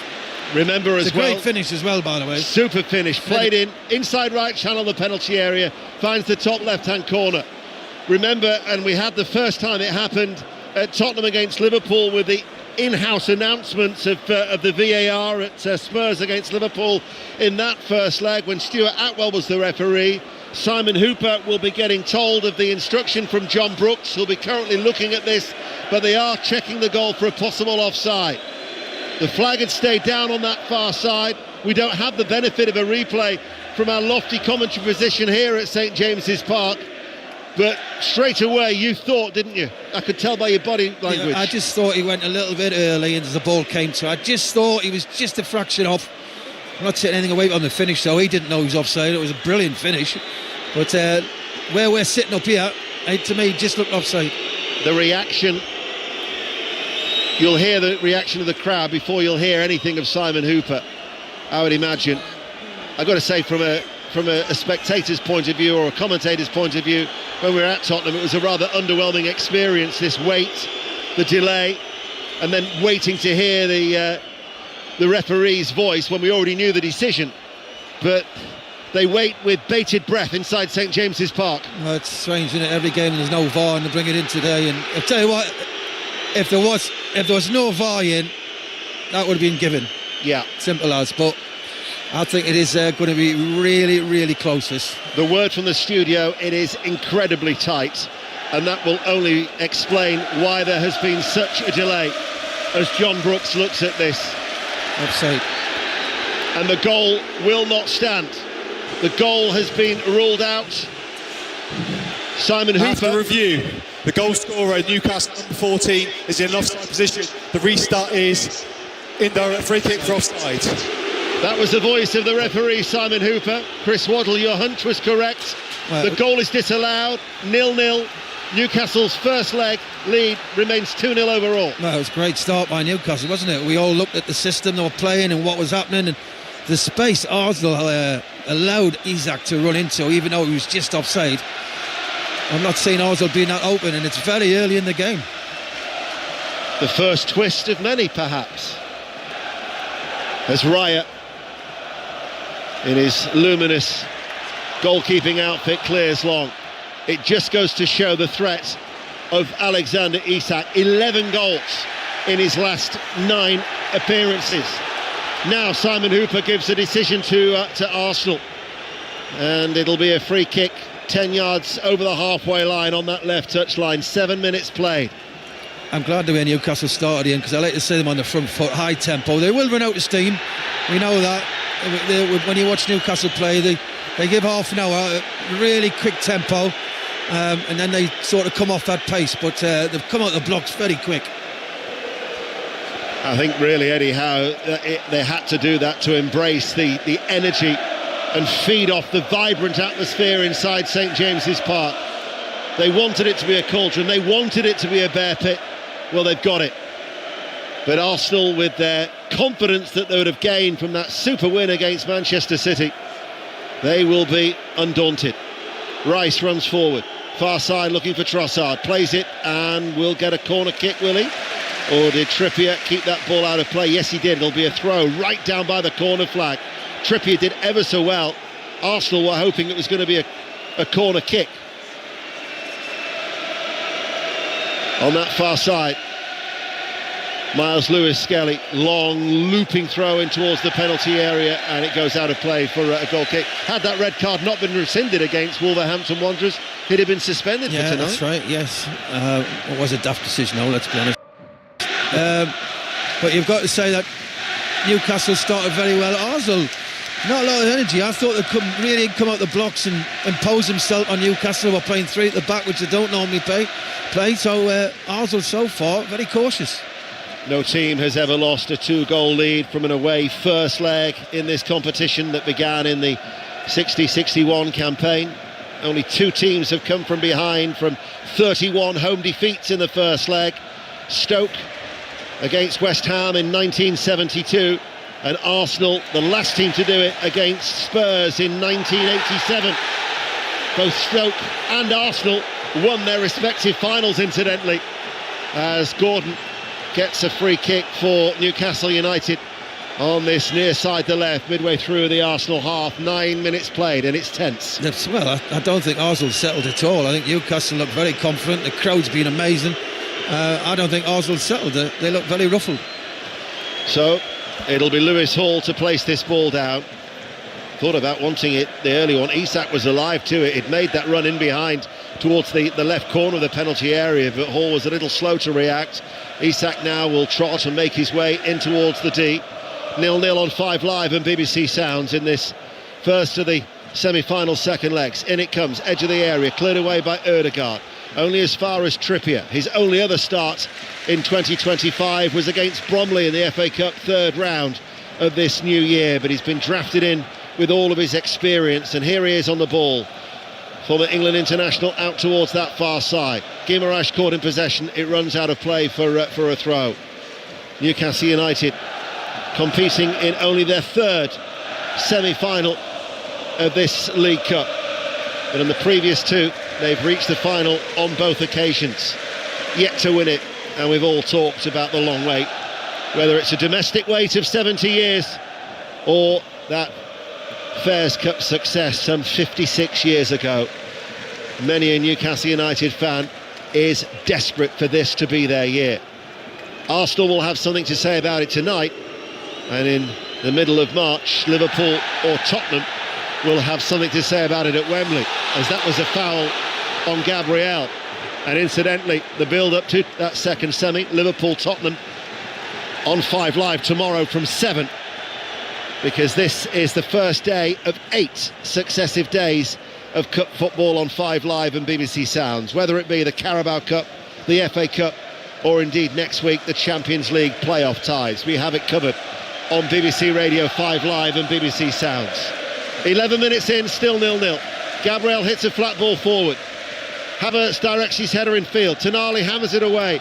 Sliced by Saliba. It'll run back towards Raya. He sliced it as well as he was backpedaling on the edge of the area. And because of that slice, it was awkward to control for Saliba. And then Timber fell to the floor. Didn't seem anything in that. And yet Arsenal get a free kick. And then Gordon shouted, Timber. Listen, I mean, that's never a free kick ever. And I've got to say, Arsenal are rattled. They can't sit. They can't got no composure. Newcastle looks super confident. Fabian Schär whips up the crowd as he went in for a shoulder-to-shoulder challenge with Declan Rice, and it goes out for Newcastle. I've got to say, Ian, because Newcastle have started very well, high tempo, and it's very hard to keep this tempo up. They need to score. You know, after 20 minutes up now, you'll see Arsenal really come into the game. Isak to Tonali, overhits it. Gabriel steps out of defence, wouldn't stick for Trossard. Challenge comes in from Schär, was a strong one, but a fair one. Havertz back towards Lewis Skelly, turns away from Murphy, back towards Gabriel. Newcastle are pressing, back towards Raya. Ødegaard collects it, hunted, barged into the back by Guimaraes. But Arsenal beat that press at the moment. Timber does it well, back towards Ødegaard. Composed play by Arsenal. That was good. That was brilliant. They were under pressure there as well, big pressure. Here is Partey in the centre circle. Newcastle are trying to make their presence felt. They're pressing, closing down Newcastle at every opportunity. Ødegaard plays the ball through. Martinelli lays it off. Timber comes forward. Back then towards Partey in the centre circle. Passes the ball out wide right towards Trossard. This is good play. It's promising from Arsenal. Trossard's low ball. Stopped, and Burn should clear. But his clearance is charged down and it falls back towards Trossard. Trossard in field. Partey 30 yards out from goal. Newcastle with a body of black and white striped shirts in front of Partey. Chip forward, in towards Martinelli and into the arms of Dubravka. Another goal at Coventry. Sani.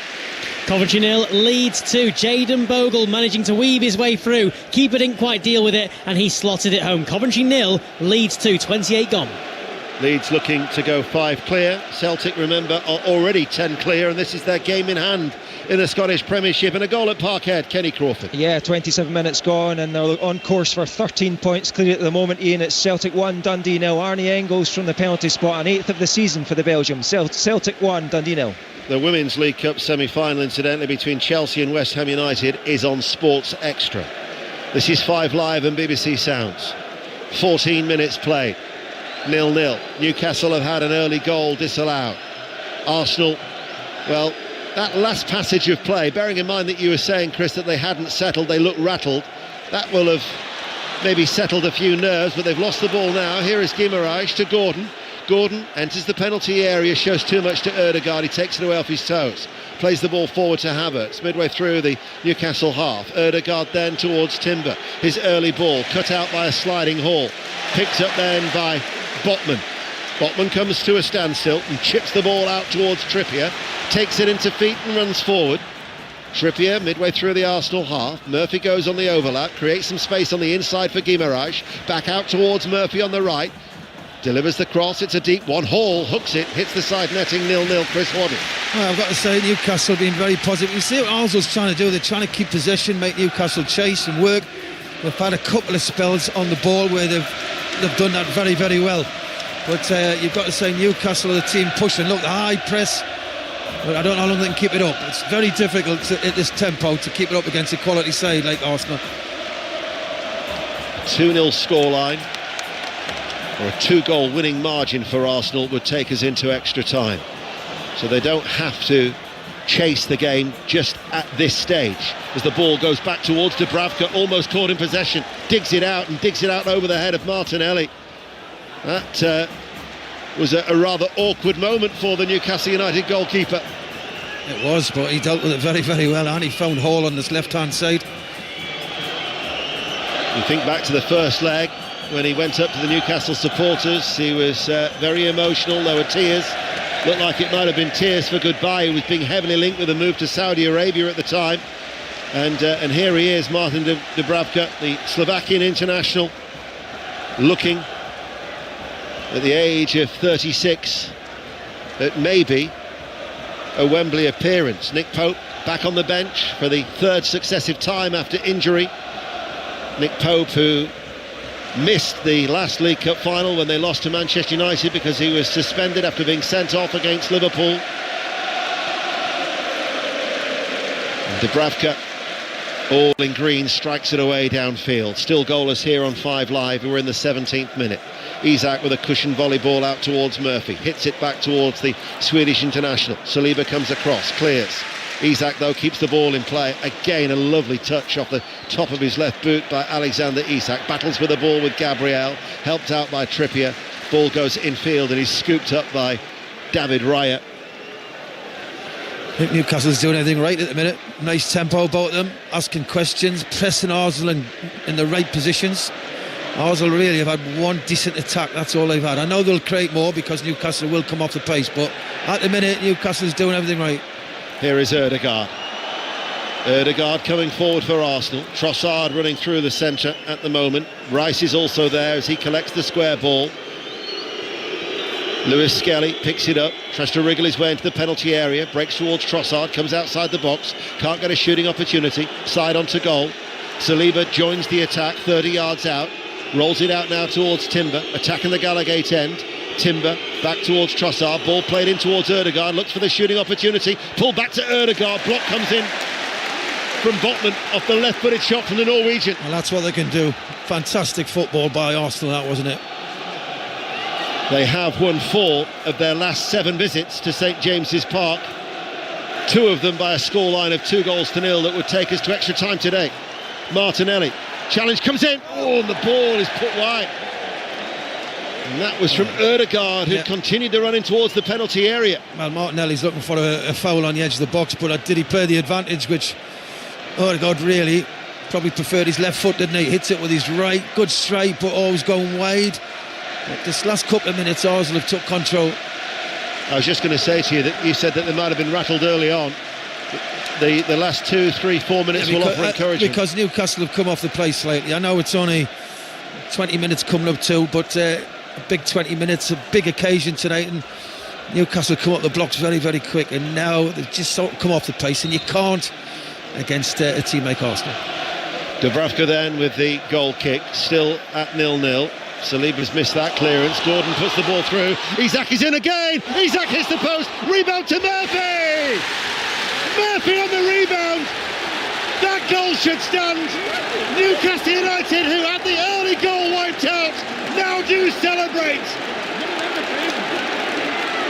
And Newcastle United with the all-important first goal, leading Arsenal 1-0. I'm just thinking, will there be another VAR? Yeah, was Murphy. Did he go with Isak when Isak did ever so well yet again, chasing down Saliba, and he hits it, great shot, hits the post, comes back. Murphy's the one who reacts, and that wasn't an easy finish, by the way. He's rolled it into a goal, but it wasn't easy. It came down with a little bit of pace, and he rolls it in to an empty net. And is there another VAR? Well, the VAR will check it as a matter of course. To the naked eye, I thought Isak was onside. Yeah, I did. Well, I think it's a goal, definitely. And Jacob Murphy, who's been a regular in the side since early December, with his 5th goal. He was born in Wembley. He might well be taking Newcastle United a step closer to Wembley. And didn't he react so well? After the ball came back off the left-hand post, right-footed, first-time finish.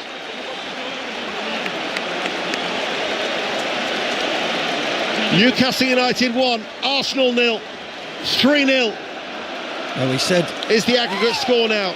We said the first goal was crucial, and Newcastle have got it. Chants of Wembley reverberate around St James's Park. Newcastle United are ahead, and they increase their lead on aggregate. Martinelli with a cross in towards Rice, couldn't get there, flicked away, comes out towards the left back. Lewis Skelly pulls it back. Partey, Erdegaard, shot charged down by Gordon. Tonali leads the charge. Keeps his balance over the halfway line. Gordon up going with him. Isak is also there. Gordon, what energy levels from Gordon, in the end just nudged off the ball by Saliba. But bearing in mind he was the one who led the counter-attack, he was looking to finish it. Jason Tindall has been told to get back into his technical area by the 4th official. Havertz keeps the ball for Arsenal. Now it is with Rice. Midway through the Newcastle half, Erdegaard looks to shoot, gets it away, left-footed, off target, pulled it, goal kick. Newcastle lead by a goal to 0. Well, I think it's a fair result, the way they started the game, both teams. I think Newcastle have been the more positive. They've caused a massive threat, especially Isak, and they got the rewards. Arsenal's had a very good chance, didn't take. But listen, you can't write them off. We know they're a quality side, but really, you cannot say Newcastle giving this up.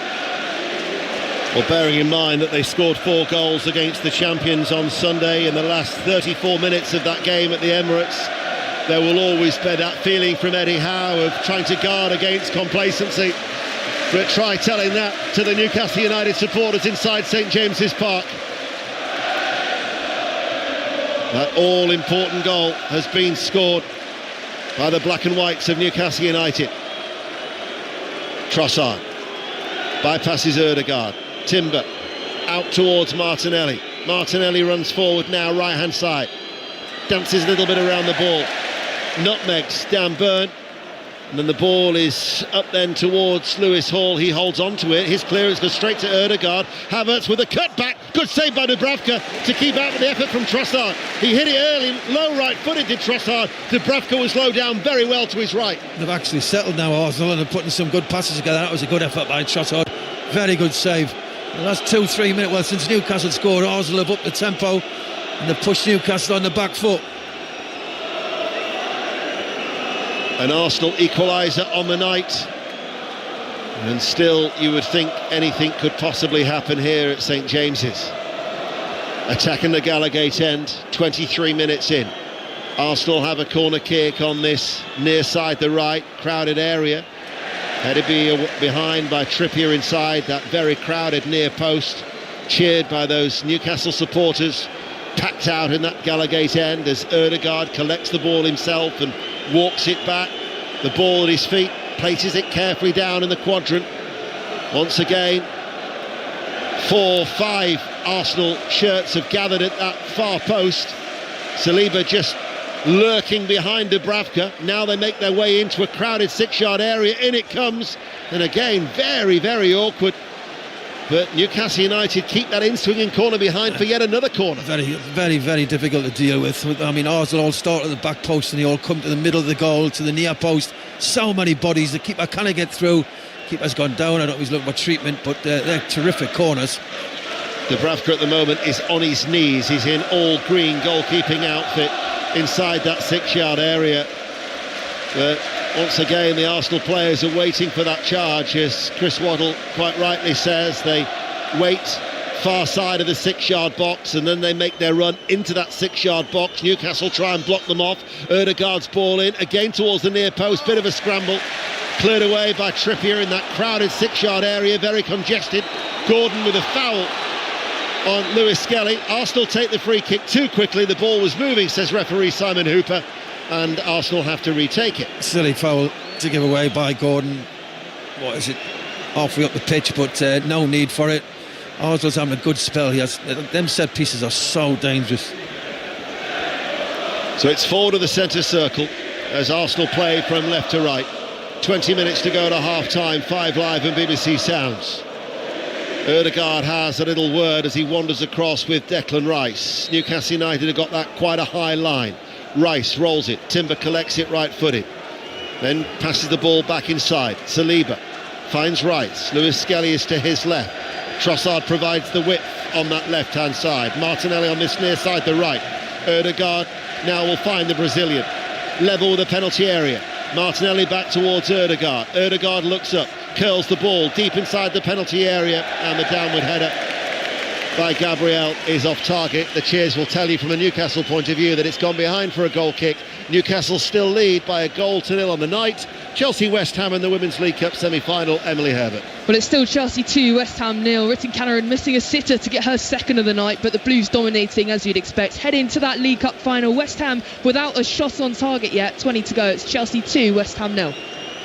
What are you pointing at? The goalkeeper, I think he's struggling, mate. The last 5 minutes, I don't know if he's twisted his ankle or somebody's landed on him, something with his corners going in, but he's limping heavily and he's been on the ground twice. I'm sure the players will be saying, look, if you're injured, sit down. Because Arsenal's having a good spell at the minute. He certainly isn't walking freely at all, is he, as he places the ball down on the edge of the 6-yard box for this goal kick. That game that Emily's watching, incidentally, is on Sports Extra. This is 5 Live and BBC Sounds. 27 minutes played. Dubravka gets plenty of distance on that goal kick. Saliba beats Isak in the air. Martinelli lifts it in the air, heads it towards Ødegaard, headed away by a stooping Botman. Tonal, it's like head tennis at the moment, won't just come down. Havertz leaves that bouncing ball for Botman. Need forward by Ødegaard, flicked on by Havertz and then headed back by Cher to Dubravka, who picks up the ball inside the penalty area, but still hobbling. He is still hobbling. As you say, he got good distance on that kick, didn't he? I think he's looking to throw it out now, but I think he's going to have to kick it because Arsenal 3-0 down in the tie. They've got to go and push. They've got to keep pushing Newcastle and ask some more questions. Gordon just rolls away from Partey. His ball out to the left wing back. Hall went away from him. He desperately tried to keep the ball in play in front of Newcastle United's technical area. It went out for a throw. Timber passes it back. Saliba 10 yards inside his own half, finds Rice on the edge of the centre circle, almost cut out by Isak. Eventually it reaches Gabriel, floats the ball up in the air, out to this near right side for Martinelli. Little touch on towards Havertz. Timber forward to Martinelli again, level with the area. Newcastle United leading by 1-0. Martinelli attacking for Arsenal. Hall back pedals. Martinelli plays it in low. Blocked by Lewis Hall. Goes out of play for an Arsenal throw 10 yards up from the corner flag. Hall did well there. I prefer Martinelli on the left, I've got to say, and coming inside on that right foot. He looks better, he looks more comfortable. He's not really got a lot of tricks, so when he's come down, you know he's going to go on his right, and he doesn't look comfortable going on the outside. Here is Saliba down the right line. Timber feeds it forward. Martinelli's cross gets plenty of height on that. Back header away by Trippier inside the box, picked up by Lewis Skelly. He then goes back, Declan Rice. Rice now will find Saliba forward of the centre circle. Steps on the inside of Gordon, then releases the ball to Timber. His forward ball to Ødegaard. Martinelli now just in from the right touchline level of the area, back towards Timber. Partey has it. Ødegaard was available for a short forward ball, decided to hang on to it. Timber passes it out towards Martinelli, couldn't control it. Mikel Arteta, though, makes a point of coming out, applauding above his head and trying to gee up his players. Well, he should have switched it there. Gabriel was in a lot of space in the middle of the park. He didn't see him, obviously, but they've got to keep moving this ball because Newcastle are playing 5 at the back, and they are literally playing 5 at the back. Well, they've got the insurance now, haven't they, of the goal? Yeah, they've just got to keep clean sheet, but, you know, we know Arsenal are clever, and the longer it goes, the more desperate Arsenal will get, but at the minute, they're dominating the match. That's the voice of the former England international, Chris Waddle, who's with us here at St James's Park, as Ødegaard was just caught a little bit as he came off the field of play. He's hobbling, he's feeling that. He hasn't actually returned to the pitch at the moment, Ødegaard. He's actually feeling his left foot, it would seem, under the watchful eye of the fourth official, who is Simon Long this evening. Ødegaard is back on now. He makes a running movement down towards the right. Partey was looking towards Timber. Newcastle United have got everybody back behind the ball. Gabriel to Rice, tries to help it out towards the Arsenal left. Intercepted by Newcastle. Guimaraes now comes forward and looks towards the goal scorer Murphy. Gabriel comes across, shields the ball away from Murphy, and then was barged from behind. Gabriel then reacts to something that either Murphy or Trippier was involved in. Yeah, Trippier pushed him, I think. Maybe shot on his ankle or something. He wasn't happy about it. But so far so good for Newcastle. Yes, Arsenal's took over the possession stats, but not hurting anybody.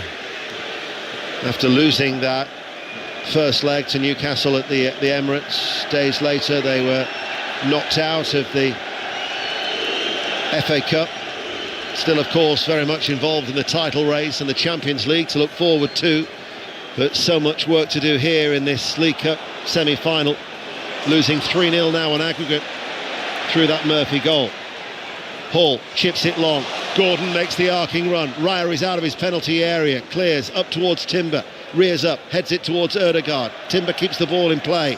Havertz then hooks it away downfield. Botman against Martinelli. Botman gets a running jump at that and heads it out of play for a throw. 13 minutes to go to half-time. Just the one goal that we've seen so far tonight as Arsenal looking for an equaliser. Partey, less than 30 yards out. Ødegaard, right corner of the area, threads the ball through. Guimaraes was there with the interception. Holds on to the ball as he now runs it clear. Gordon is ahead of him. Did he keep the ball in play? Mikel Arteta thought not. The assistant referee said he did. Then Gordon has lost it as Timber spins away, passes the ball inside, laid off by Trossard. Lewis Skelly looking to get forward from left back. Rice, though, instead goes the other way towards the right. Ødegaard, Martinelli now, right hand side. Martinelli cuts onto his left foot, shoots low, left footed, blocked. Gordon clears, right footed volley away, only as far as Gabriel, off the chest, then slips, legs gave way. Isak then gives it away. The groans from the Newcastle supporters. Trossard back towards Partey. Arsenal with this spell of possession. Ødegaard trying to prize their way through with 12 minutes to go to half time. Havertz makes the run and it's marshalled safely behind by Botman, and that will be a goal kick. Newcastle still lead 1-0. Well, I think Arsenal are dominating the game. They've had to come out. Obviously Newcastle's dropped a lot. They've gone back and defending the goal, but Arsenal's quality of the front three is letting them down at the minute. Havertz, Martinelli, and we're not seeing enough of Trossard, who's a very talented footballer, which is good news for Newcastle. That back five's handling that three very, very well. Chris Waddle, who was a runner-up in this competition in 1993, not just in the League Cup but also in the FA Cup. But it was also the year 1993 that Chris Waddle was named Footballer of the Year.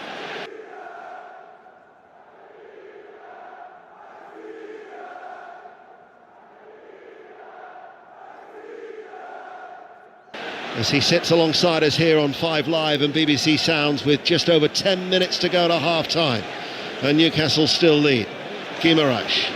Partey steps forward, bounces off the shoulder of Tonali and forces the ball out wide on that left-hand side. Let's get the latest from Celtic with Kenny Crawford.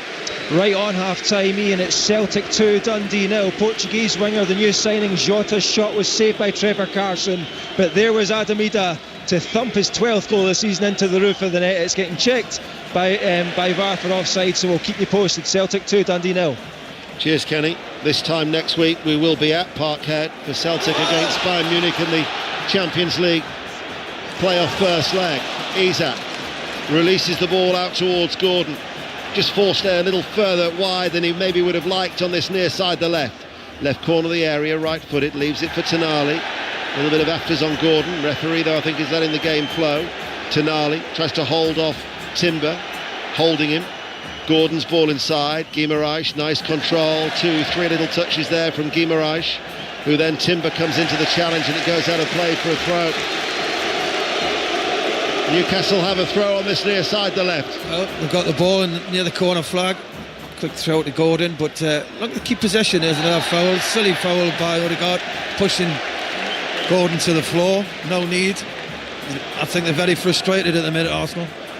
That goal from Adamida incidentally stands, so Celtic do lead Dundee by 2-0 as they look to go 13 points clear at the top, and that would leave Dundee still 1 point clear of Ross County towards the bottom of the Scottish Premiership.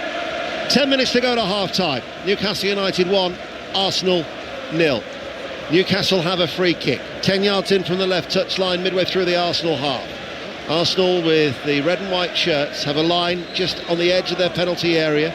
Botman has gone forward, Hall to take it, in it comes now, drops, and it was Cher who had a slash at that with his left foot, and it goes wide for a goal kick that Raya wants to take quickly, deliberately plays it out along the ground. Lewis Skelly wriggles away from Murphy. Good play by the youngster, up towards Havertz. Havertz, left-hand side, sends over the cross. It's a deep one, nobody is there. Odegaard will try and keep the ball in play. He's barged from behind by Tonali, and Newcastle United will get a throw right down by the corner flag inside their own half. It's just the quality, and Arsenal there, good break. Havertz gets down that left-hand side of the box, and you're looking for a bit of quality, and it's high, it's loose, goes out the other side of the field, so a throw in for Newcastle. Substitution. Ethan Wanyeri is the player who's going to be coming on. Timber is the one who's come to the side. I just wonder whether that was the Odegaard situation. There's another Arsenal player down inside the penalty area, so we'll wait to see who Wanyeri will be coming on. But we've had an update from the Championship. Sani Rodavajala.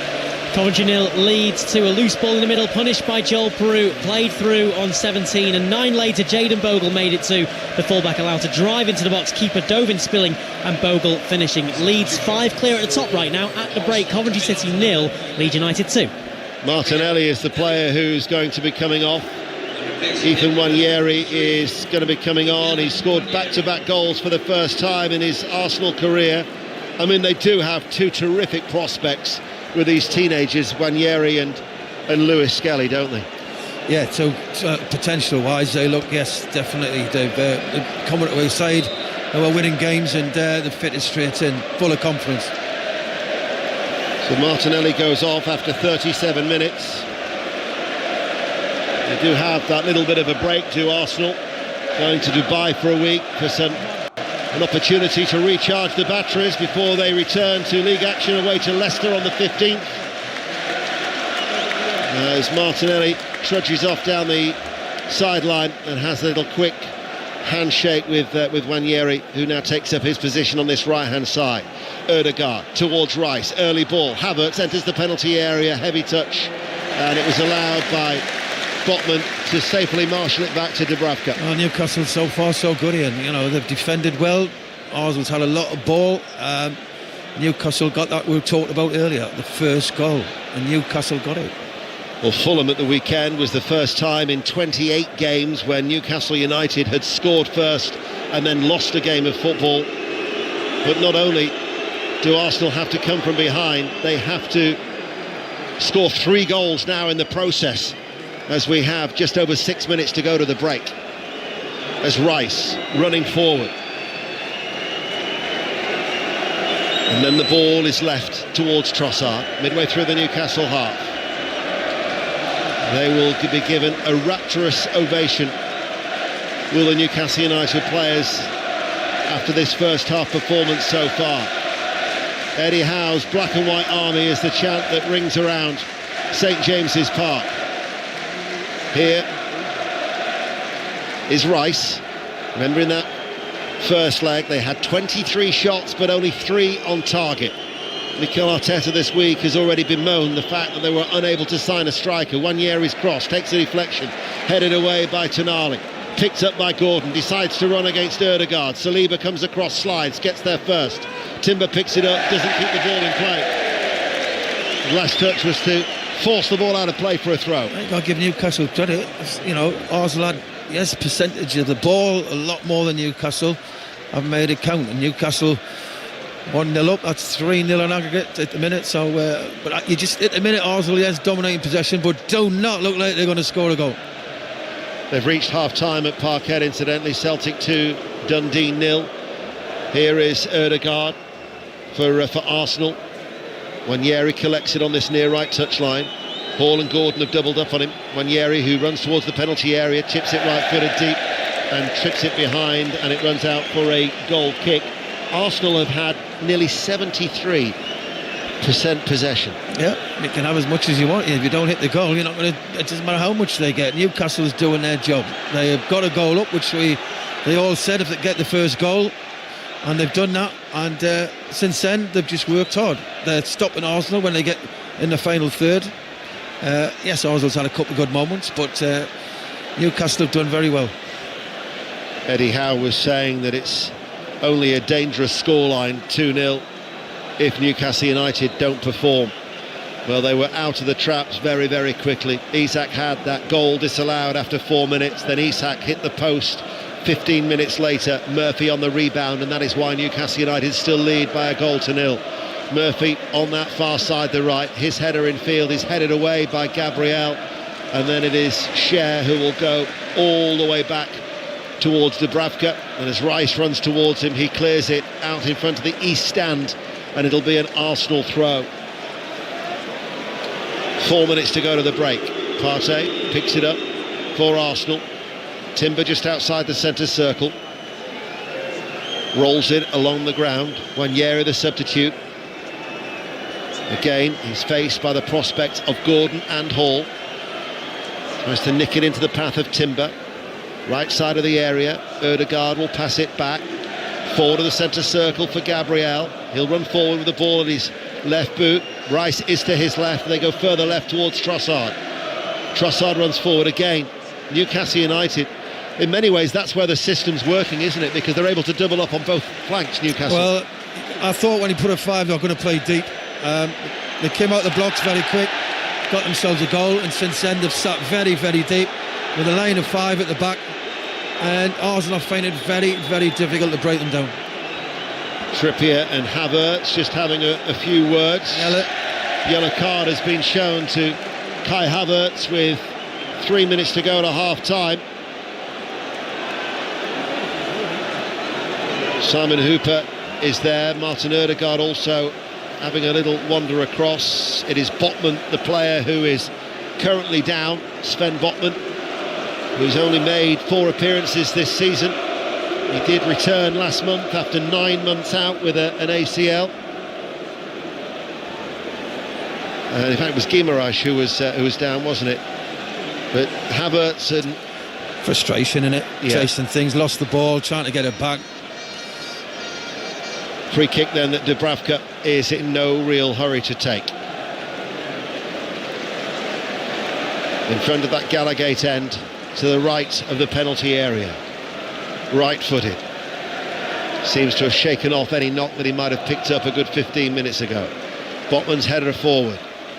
That was Lewis Skelly who attacked that with real force. His header, though, will go out of play. Suits Newcastle at the moment, doesn't it? Yeah, listen, they're playing their tempo. Arsenal's trying to lift it. Arsenal just lack a little bit of creativity in the final third. Havertz and Trossard, they're not getting the best out of him. I think Amari on this right-hand side's got a trick. but his final ball lets him down. Mikel Arteta, who blamed the different balls in that first leg. As Gordon there was being held, referee Simon Hooper is going to show a yellow card to Saliba. 2 Arsenal players booked now in a relatively short period. However, they have been using the same ball throughout this competition. Arsenal scored 16 goals in the League Cup prior to that first leg, and now they need to find 3 without conceding again if they're just to force extra time as we edge towards half-time here on 5 Live and BBC Sounds. Hall and Tonali stand over the free kick. Arsenal have got everybody back. They're quite central, there's no width for this. Everybody's gathered very, very narrow in the central part, around 30 yards out from the Arsenal goal. Hall is just told to wait as he now hits it on the diagonal, left-footed, drops inside the penalty area.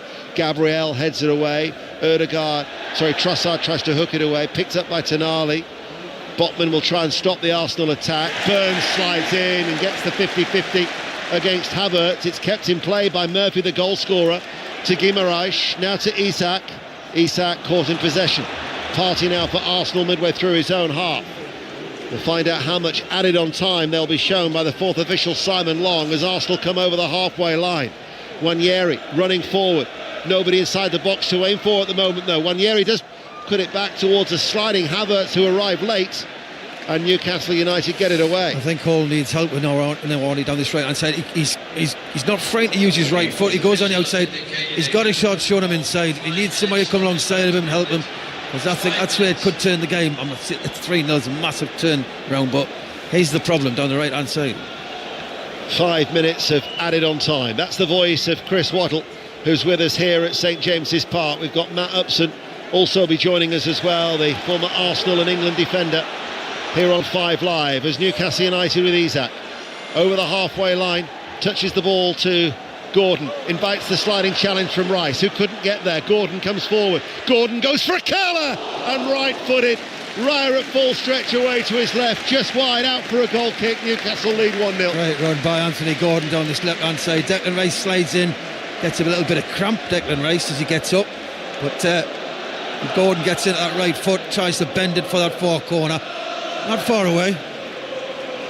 No, it wasn't, bearing in mind that they had that effort that came back off the post from Isak that was converted by Murphy into stoppage time. It was that lengthy wait with VAR. Injury or two as well. So I just can't help but keep thinking of that league game between the two sides some 14 years ago to this very day, when Newcastle United came back and scored 4 goals. Arsenal's equation is only 3. There is always hope as Tonali hits it forward. For any Arsenal supporters listening to 5 Live, however, a Gordon goal here could change that. Gordon has to go it alone, and his left-footed shot as he was stood up by Saliba, left-footed off the legs of Saliba behind for a corner kick. There'll be no rush to take this. We'll just walk across Anthony Gordon. Look, good out ball. When you've got people like Gordon, they've got the great out balls, Murphy. They've got terrific pace. So when he's intercept deep, these guys can run and they carry the ball for the team up the field. Kieran Trippier getting a lovely ovation from the Newcastle supporters as he makes his way in front of the Leeds' end. Newcastle playing from right to left. Corner on this near side, the left. And Arsenal have got every red and white shirt back inside their penalty area. We're in stoppage time on 5 Live. Trippier right-footed. In it goes. Havertz's header is up rather than away. Botman's header is then cleared by Havertz properly at the second time of asking. Trippier heads the ball back towards Hall, and Hall will tidy up towards Dubravka on the edge of the area. They've had very few scares. I'm thinking of the Dubravka save low down from Trossard and the one from Ødegaard. And the corners are very dangerous, aren't they? The corners under the crossbar, which have caused a few problems that Newcastle have dealt with. But apart from that, yes, Arsenal more possession, but Newcastle always carry a threat with that pace. They've got that front 3. Here is Partey running onto this ball over the halfway line, and it might open up here for Lewis Skelly to the left, but Partey runs through the middle and then plays it out, brought down around knee height by the Arsenal left back, plays it then to Trossard. Trossard doesn't deliver the ball straight away. His left-footed cross then blocked by Trippier. Rebounds out of play for a throw. And we are into 3.5 minutes of the minimum of 5 to be added on here, with Newcastle United leading Arsenal. And a slender lead it is. We've had 2 balls on the pitch, so Simon Hooper, the referee, tells Trossard as he blows his whistle to go back and do the ball boying duties, and it's going to be an uncontested drop ball that Arsenal quickly take. Here then is with Gabriel as he edges his way towards the midway point of the Newcastle half, then goes back to Saliba inside the centre circle, square then towards Timber. Ødegaard is out wide on this near side, the right. Wanyeri has gone in field. Ødegaard infield to Partey. Forward ball to Ødegaard. Wanyeri, challenge comes in from Byrne. Sliding one, out of play it goes for a throw. Looks a tricky prospect though, Wanyeri. He does. He's not frightened to go on the outside. He's got to work on his right foot a bit more, but he's pacey, direct. In stoppage time then, and by my watch the last 30 seconds are currently being played here at St James's Park, where Newcastle United supporters are now 45 minutes and a smidgen away from going to Wembley on March the 16th for the League Cup final. Tonali hammers it clear. It's a high ball to drop. Lewis Skelly challenged by Trippier. Lewis Skelly does well to get clear. Guimaraes stops him unfairly, says referee Simon Hooper. But there is no time to take the free kick because the half-time whistle sounds. And Newcastle United are leading Arsenal by 1-0. Chris Waddle. I've got to say, being the better side, yes, Arsenal's had a lot of possession. They've had a lot of possession, Arsenal, but they've not made it count. And Newcastle, when they get the ball and they break quick with Gordon, Isaac, Murphy, they carry a massive threat.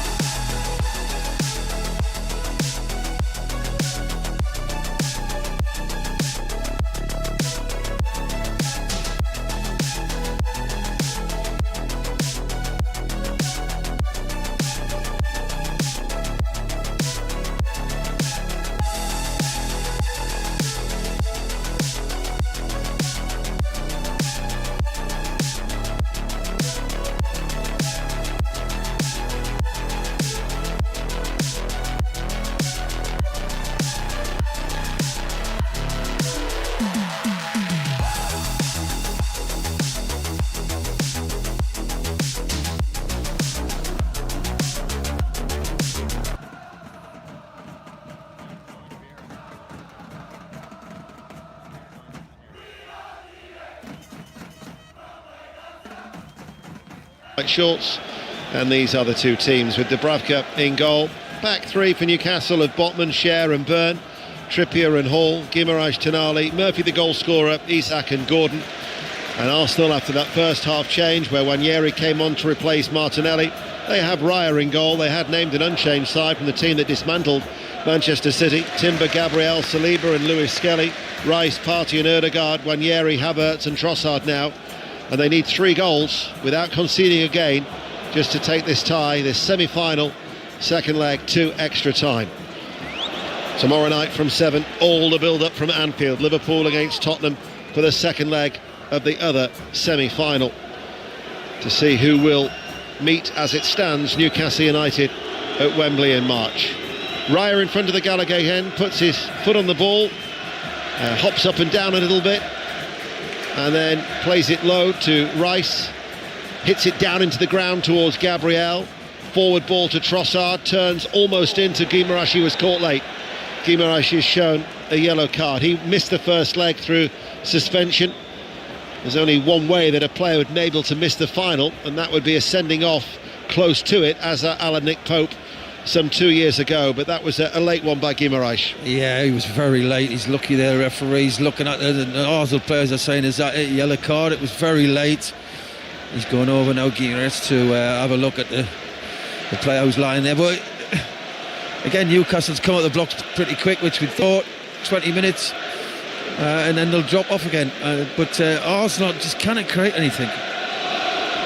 Eddie Howe, ahead of the game, was saying that how they had to attack the game. They had to embrace the atmosphere that had been generated. It was electric some 10 minutes before kick-off. VAR, of course, would be having a look at this as well, but I don't think there's any indication from Simon Hooper that he's been instructed any otherwise by John Brooks. So stoppage in play. We'll go to Celtic. Kenny Crawford. Yes, they're having fun, the home side. Celtic 4, Dundee 0, and it's another one for Daisen Maeda. No sooner was he up to 17 for the season, and he's up to 18. A wonderful chip from the edge of the box after being played through by Arnie Engels. He lofted it over Trevor Carson into the top left-hand corner. Celtic 4, Dundee 0. How they missed Maeda at Aston Villa last week for that final match of the league phase. Trossard is up on his feet. Arsenal are about to take the free kick. He's still walking a little gingerly, is the Belgian, as it's hit downfield by Raya. Trippier ducks underneath it. Lewis Skelly will run forward, cleared by Trippier only as far as Rice. Bounced away off the legs of Havertz. It was an awkward touch. It was the header from Gabriel to Saliba, and he's caught in possession, and Gordon goes for goal, and Gordon pulls it just wide. That was a huge let-off for Arsenal. Gordon must have hit that from a good 40-45 yards out, right-footed. Ryan made a desperate attempt to keep it in, and it was just arcing its way from the left-hand post as Newcastle United were almost gifted a second. He's got to score that, Ian. I know it's 30-45 yards out, whatever you're saying, but he's got an open goal. The goalkeeper's out of position. Saliba, I don't know what he was thinking. And he has Arsenal on the break. Now all of a sudden it's with Trossard. He's running freely now, is Trossard, edge of the area. Trossard with a shot, charged down by Trippier. Out for an Arsenal corner in front of those 5,000 travelling fans high up in the gods, away at the Lees' end, here on 5 Live and BBC Sounds, where Newcastle lead by a goal to 0. As you say, Trossard's running very freely now. Thought the stretcher was coming on before, but Arsenal with a set piece, corner coming in, and they've been very threatening with the corners. But going back to Gordon, he's got to score. It's an open goal, it's a pass into the net. Declan Rice on this near side, the left, waits to take the corner kick. We're in the 50th minute of this semi-final second leg. Rice, right-footed, towards the far post, fisted out by Dubravka, picked up by Nwaneri, right-hand side. Nwaneri scoops the ball high and deep inside the box, headed behind by Murphy, with Rice behind him for another Arsenal corner kick. I mean, they're putting the ball in the box, Arsenal, but there's no pace on it. It's very easy to deal with for the defenders, and the players who are attacking the ball can't get any power on it.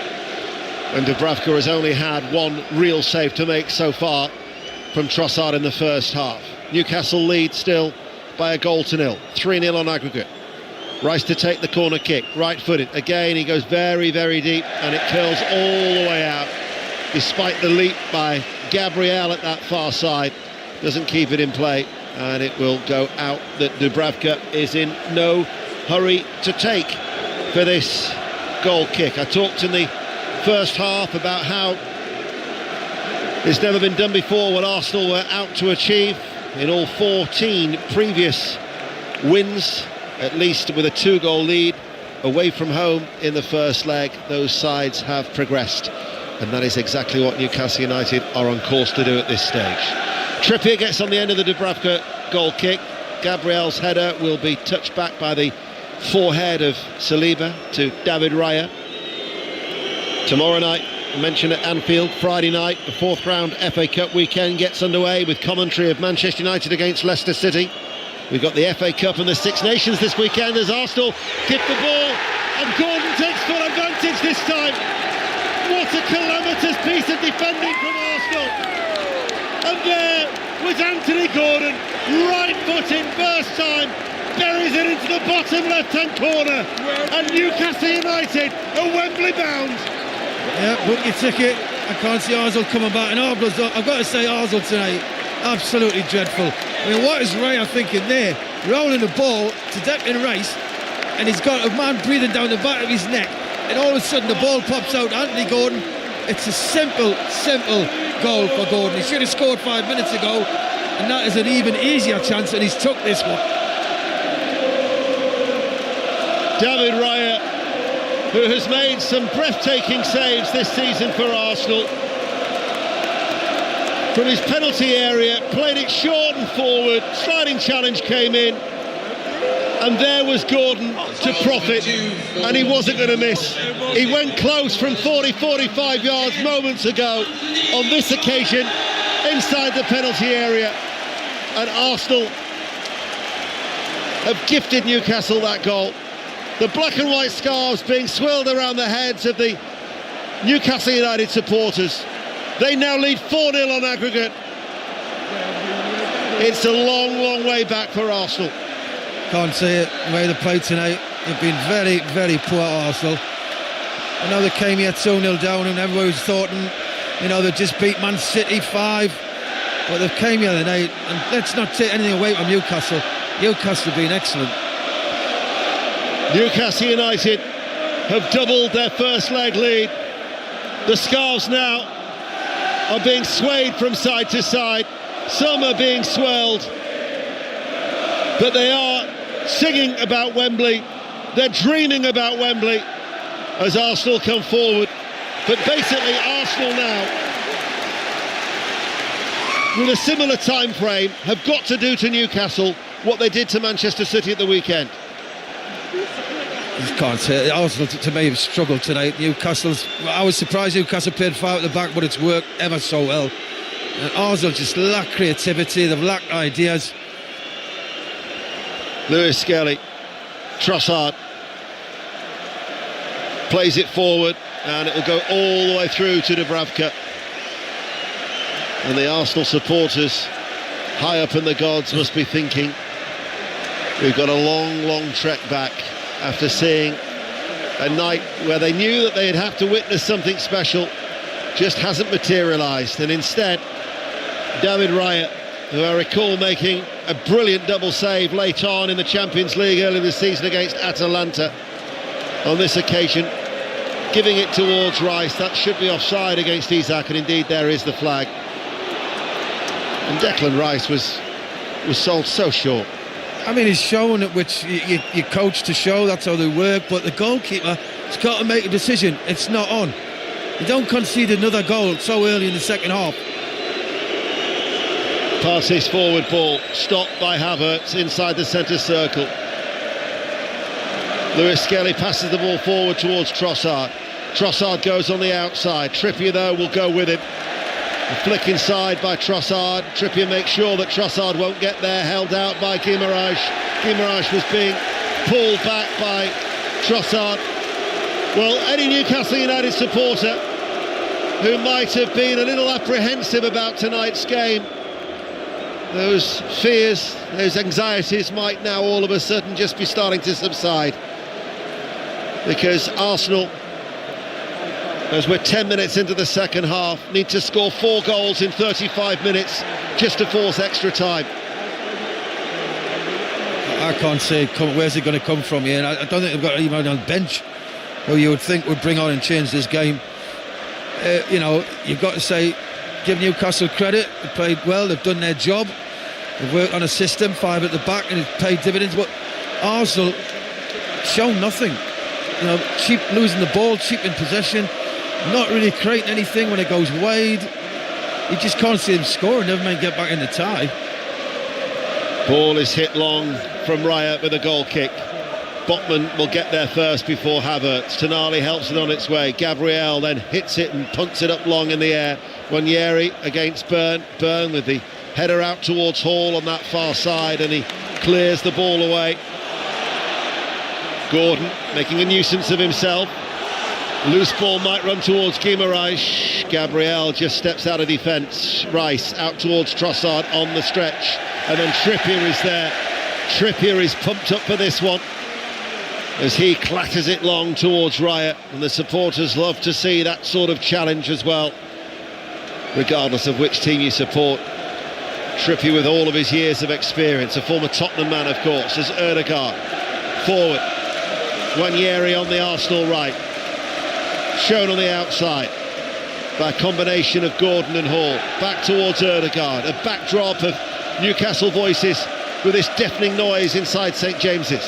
Ødegaard, Gabriel forward of the centre circle. The Arsenal captain takes over once again, but his side are 2-0 down on the night and 4-0 down on aggregate. Ødegaard chips it in towards Havertz, off the chest, loses the ball, falls to the floor. Guimaraes will run clear, caught by Partey. Free kick to Newcastle United midway through their own half, and Simon Hooper comes under pressure from the Newcastle players. Another goal at Celtic, Kenny Crawford. Oh, it's an absolute beauty, Ian. It's Celtic 5, Dundee 0. A second of the game for Arnie Engels, the Belgian. 22 yards out, curled it right-footed into the top right-hand corner, and it kissed the underside of the bar on its way in. Beautiful to watch. Celtic 5, Dundee 0. Arsenal's 17th League Cup semi-final. They've progressed in 8 of the previous 16. Hitting the buffers though here tonight in the northeast, as Newcastle United, their supporters are intent on soaking up every single minute of the 32 that remain of this contest, with a dream scoreline leading 2-0. Ball hit downfield, Havertz is onto it, flat clearance by Raya. 2 Newcastle players went with Kai Havertz, and Trippier leans over Havertz and says something that I don't think necessarily was complimentary towards the German. Well, I don't need. He's looking for a foul, and he gets close up the hall, bundles himself out. Instead of going for the ball, he was in. He tries to get himself a free kick on the edge of the D, and he's asking the referee. There was never a free kick. Marino is going to be coming on for Arsenal. So that will be a change in the midfield. Raheem Sterling is also going to be coming on. 5 times a winner of this League Cup in his career. A double change being made then by Mikel Arteta. Arsenal are 2-0 down on the night, trailing 4-0 on aggregate. Newcastle though still with their levels of desire. Gordon gives it to Isak. Gordon checks his run, edge of the area. Isak shoots low, saved by Raya. Thing is, if they're on the balance of players and neutral speaking, if you just say who's going to score next, you'd go with Newcastle rather than Newcastle Arsenal. again, yeah, definitely. Arsenal have been very poor, and I'm not, as I say, I think Newcastle have been excellent. Game plan they've worked on, has worked a treat. Partey collects the ball from Raya, runs forward, stops because of Murphy's presence in front of him. Ball picked up now on the edge of the centre circle by Lewis Skelly. Wanyeri takes over and runs forward. Gets the ball back, does Lewis Skelly, low cross. Won't fall quite towards Havertz because Tonali is there, just mopping it up, but he's overrun it as Tonali. And Arsenal now have got a corner kick over on that far side. We've got half an hour remaining on BBC Radio 5 Live and BBC Sounds. And Newcastle United lead Arsenal 2-0. And the players who are going to be coming off is going to be Ødegaard. So that will be Moreno for Ødegaard, and the other change is going to be Trossard for Raheem Sterling.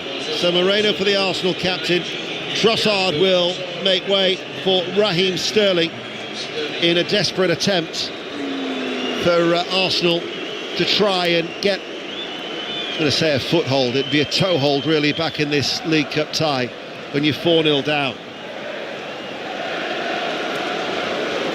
Raya comes all the way actually to the midway point of the Newcastle half. Whether that was his way of apologising to Declan Rice for that part in the second goal, I'm not too sure, but he stayed actually inside the centre circle, has David Raya. Corner kick then to Arsenal, far side the right in front of the Leesy's end. In swinger, headed behind by Murphy, didn't beat the first man. Looks behind for another corner kick. They have protected Dubravka very, very well for what they've had to do. You can't fault any Newcastle player tonight so far in this game. They've been excellent, well organised, good tempo about them. That's Chris Waddle. Always a pleasure to have Chris alongside us on BBC Radio 5 Live as Arsenal have another corner kick on that right-hand side. It's an in-swinger. Dubravka beaten in the air to the ball by Saliba, who prevented the Newcastle keeper from getting it. Newcastle now will break. Guimaraes sends Isak on his way. Isak will keep it in on that far side, but diving in was Declan Rice and stopping that run on the left-hand side as it goes out for a Newcastle throw. In no real hurry to take it on the left as Anthony Gordon leaves it for Lewis Hall. He feigned to take it and then just dropped it as he had intimated he was going to go back towards Byrne, who now collects it and passes it across the back. That back three of Byrne, Botman and Schär for the black and white striped shirts of Newcastle. Havertz wants Sterling to try and put pressure on Schär, but Sterling is slow to get there as Schär collects the ball and passes the ball out of defence. Saliba beats Isak to it. Headed forward then by Gabriel on the halfway line. Havertz looking a little isolated. Schär will get the ball away from the German. And Trippier passes the ball forward. Schär went to ground. Botman out towards Byrne. But there is time for those Newcastle players in defence to collect the ball, turn and see their options as Gordon caught. Stopped in his tracks by Partey. Out towards Nwaneri. Nwaneri then attacks with pace. Chips the ball towards the far post. Sterling wasn't alive to that. It went easily away from Sterling and out for a throw. Good ball, Nwaneri does a little step over, goes with his left, goes onto the byline, clips a lovely ball across. Basically, between the 6-yard line and the goal, nobody's there to head it in. When Arsenal hadn't won any of their previous 7 ties in the first leg of the League Cup semi-final, of their last previous 7 ties, they'd lost 3 and drawn 4. But they progressed in 4 of those 7. Not today. Newcastle United heading back to Wembley. Their last domestic trophy, 1955. The Fairs Cup in 1969. Gaps of 70 years and 56 years respectively. Absolutely desperate for a trophy in these parts, as Arsenal desperate just for a goal. Nwaneri. Timber back then towards Saliba. Lewis Skelly collects it 30 yards out from goal. Not a great deal of movement for him. He goes short and square towards Partey. Newcastle have everybody back behind the ball. We're on air until 10:30. Late night Livesey. Tony Livesey takes over. We'll try and bring you as much live reaction as we can before 10:30. If not, it'll be in the 5 Live Football Daily podcast. You can download and listen back at your leisure. Gabriel sends in a cross, flicked off the head of Havertz. Timber will get it on that far side, and it'll be an Arsenal throw. Don't look like scoring. No, Newcastle's dealt with them. They've sit back Newcastle now, back 5, back 6 at times, and they're just waiting to catch them on the break, and here they go again. Isak breaks up the play midway through the Newcastle half, gives it to Gordon, runs forward on that far side, the left. Gordon will play it back down the line to Hall. There is an element of control about Newcastle's play. I think they've been excellent. The tactics has been spot on. They've brought Arsenal onto them. They've hit them on the break, but they've looked comfortable in possession. Arsenal haven't. Here is Guimaraes, right of the centre circle. Looks for the run of Murphy, but Murphy wasn't chasing that, and it will go out of play for a goal kick. Not even midway through the second half just as yet here at St James's. On this clear, cold night on Tyneside, Raya passes the ball forward to Havertz. That's what he wanted to do before he gifted the second goal to Newcastle. Here is Moreno, then towards Timber. Newcastle United no let up, still looking to try and close down Arsenal. Wanyeri forward, little touch from behind by Guimaraes. Wanyeri will leave the free kick for Saliba. As we'll get an update from Coventry in the Championship with Sani Rodavagila. 78 gone, Coventry City 0, Leeds United 2, but every single attack, Ian, Leeds are flooding forward and creating opportunities. The latest one is Joel Peru, played through, and Oliver Dovin standing tall, one-on-one to deny him. Coventry 0, Leeds 2, they'll go 5 points clear, but at the moment they are very much on top. Thank you, Sani. Peterborough United earlier beat Cheltenham 3-2 in the EFL Trophy.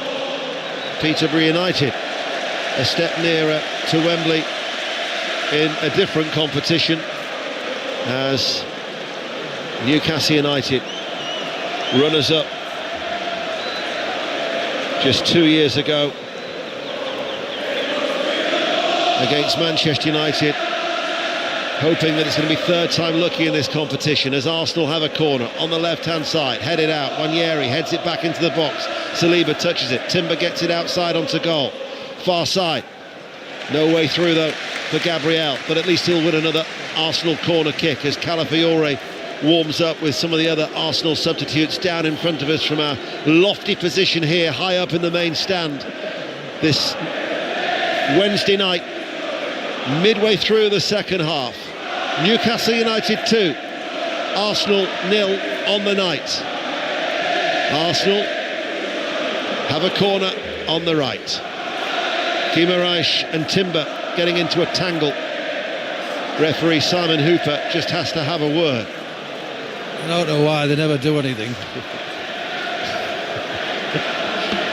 Arsenal wait as still the talking to goes on. That ball from the right, the referee, there's a lot of jostling going on. Partey's trying to get away from his marker Tonali. Bit of pushing and shoving. In comes the corner kick. It's an in-swinger. Dubravka gets something on it with a fist. Headed back by Sterling. Partey caught in possession. Murphy plays a low ball out towards Isak, far side. Midway through the Newcastle half on the left, and then he invites the challenge from Declan Rice, and Newcastle United get a throw. I've got to say, Arsenal's best chances of look like scoring have been set pieces, corners, general play, nothing. They've offered nothing tonight, Arsenal. Another goal at Celtic, Kenny. 82 minutes gone, it's now Celtic 6, Dundee 0, and it's another cracker, this time the German on as a sub, Nicholas Kuhn cutting in from the right, taking it left-footed and floating it into the far top left-hand corner. Celtic 6, Dundee 0. Dundee lost 6-0 to Hearts on Saturday, now they're 6-0 down again.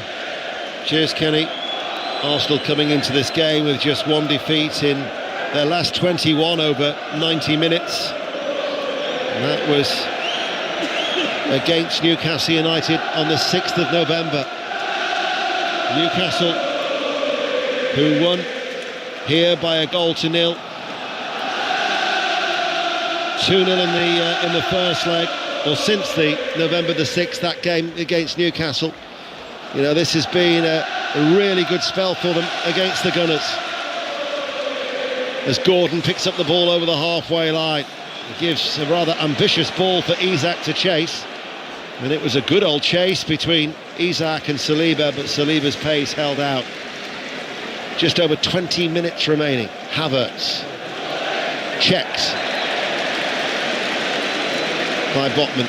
Free kick to Arsenal. Do that all day. Disrupting the play. Arsenal kind of put three passes together. Newcastle getting behind the ball, frustrating them, intercepting the ball and breaking on them very quick. I can't remember Dubravka making a save. You know, we actually say, well, what a save. Yeah. Arsenal's a lot of ball, created nothing. The only one I can recall from my notes was the one from Trossard, low down in the first half. That first half, yeah. Yeah, but nothing in the second half. Absolutely nothing, with 20 minutes remaining. The Newcastle supporters are all standing to their feet, holding their black and white scarves wide and aloft above their heads. There's Gordon to Tonali, heads it forward. Saliba then tidies up for Arsenal. To credit the Arsenal supporters, bearing in mind they've got a good, at least a 5-hour journey back home. They have stayed. Can't see many empty seats, maybe the odd one or two in that travelling allocation of 4,883. As Hall guides the ball behind from Wanyeri for a corner kick. Maybe the odd straggler now is starting to leave, as they know that... You've got to say fair play to them, and they've not left, have they? No. And a lot of teams you know would have got up and left a long time ago. Dubravka is sat up at the base of the left-hand post as he has gone down again. Just wonder if it's a recurrence of that injury, the knock that he picked up in the first half. So stoppage in play. Reminder, tomorrow night we're at Anfield, Liverpool against Tottenham. John Murray and Dion Dublin. Friday night, the 4th round of the FA Cup, Old Trafford. Manchester United, Leicester. Saturday, Leyton Orient, Manchester City at 12:15. Wigan, Fulham at 3. And then we've got England against France in the Six Nations from 5 Live. And then the second half of Birmingham, Newcastle. The first half will be on Sports Extra. And 8 o'clock, Brighton and Hove Albion against Chelsea. So much live sporting action to look forward to on Saturday alone. Dubravka getting treatment. I think now chants of cheerio, cheerio. Some of the Arsenal supporters are starting to drift to the exits with 18 minutes remaining as their side trail by 2-0. Talk about the wait for Newcastle United and domestic trophy. That year in 1993 was the last time that Arsenal have won this. They've had, of course, so much success in the FA Cup, but only twice winners of the League Cup, 87 and 93. They've lost their last 3 finals in that wait of 32 years, and the wait might have to go on a bit longer.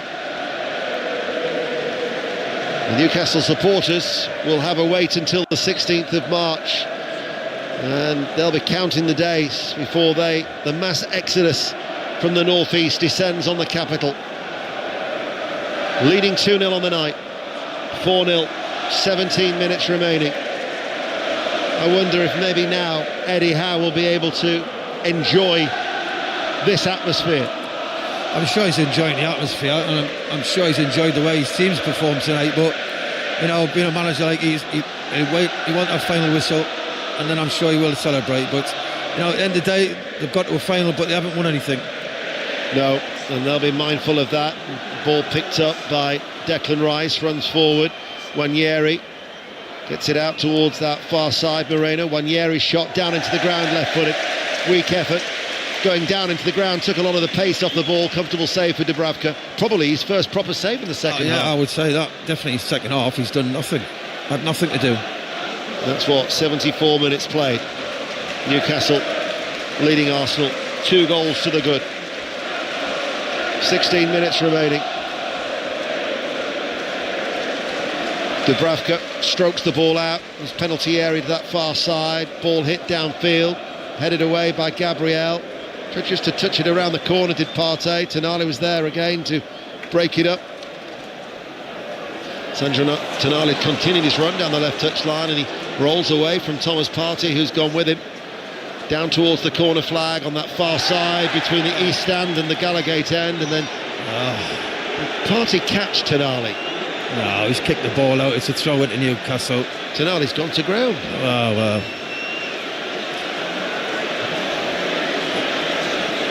I didn't say anything, and the referee didn't, and he was 5 yards away. Yeah. Tonali has stayed on the floor at the moment. No action to be taken by referee Simon Hooper. Instead, it will be a Newcastle throw on that far side, the left. A quarter of an hour remains. Who do you think that Newcastle United would want to face? Tottenham? Yeah. It'd be a great game. Do you think it will be Tottenham? I realised as soon as I posed that question. Yeah, I know. Well, it's a tough question, really.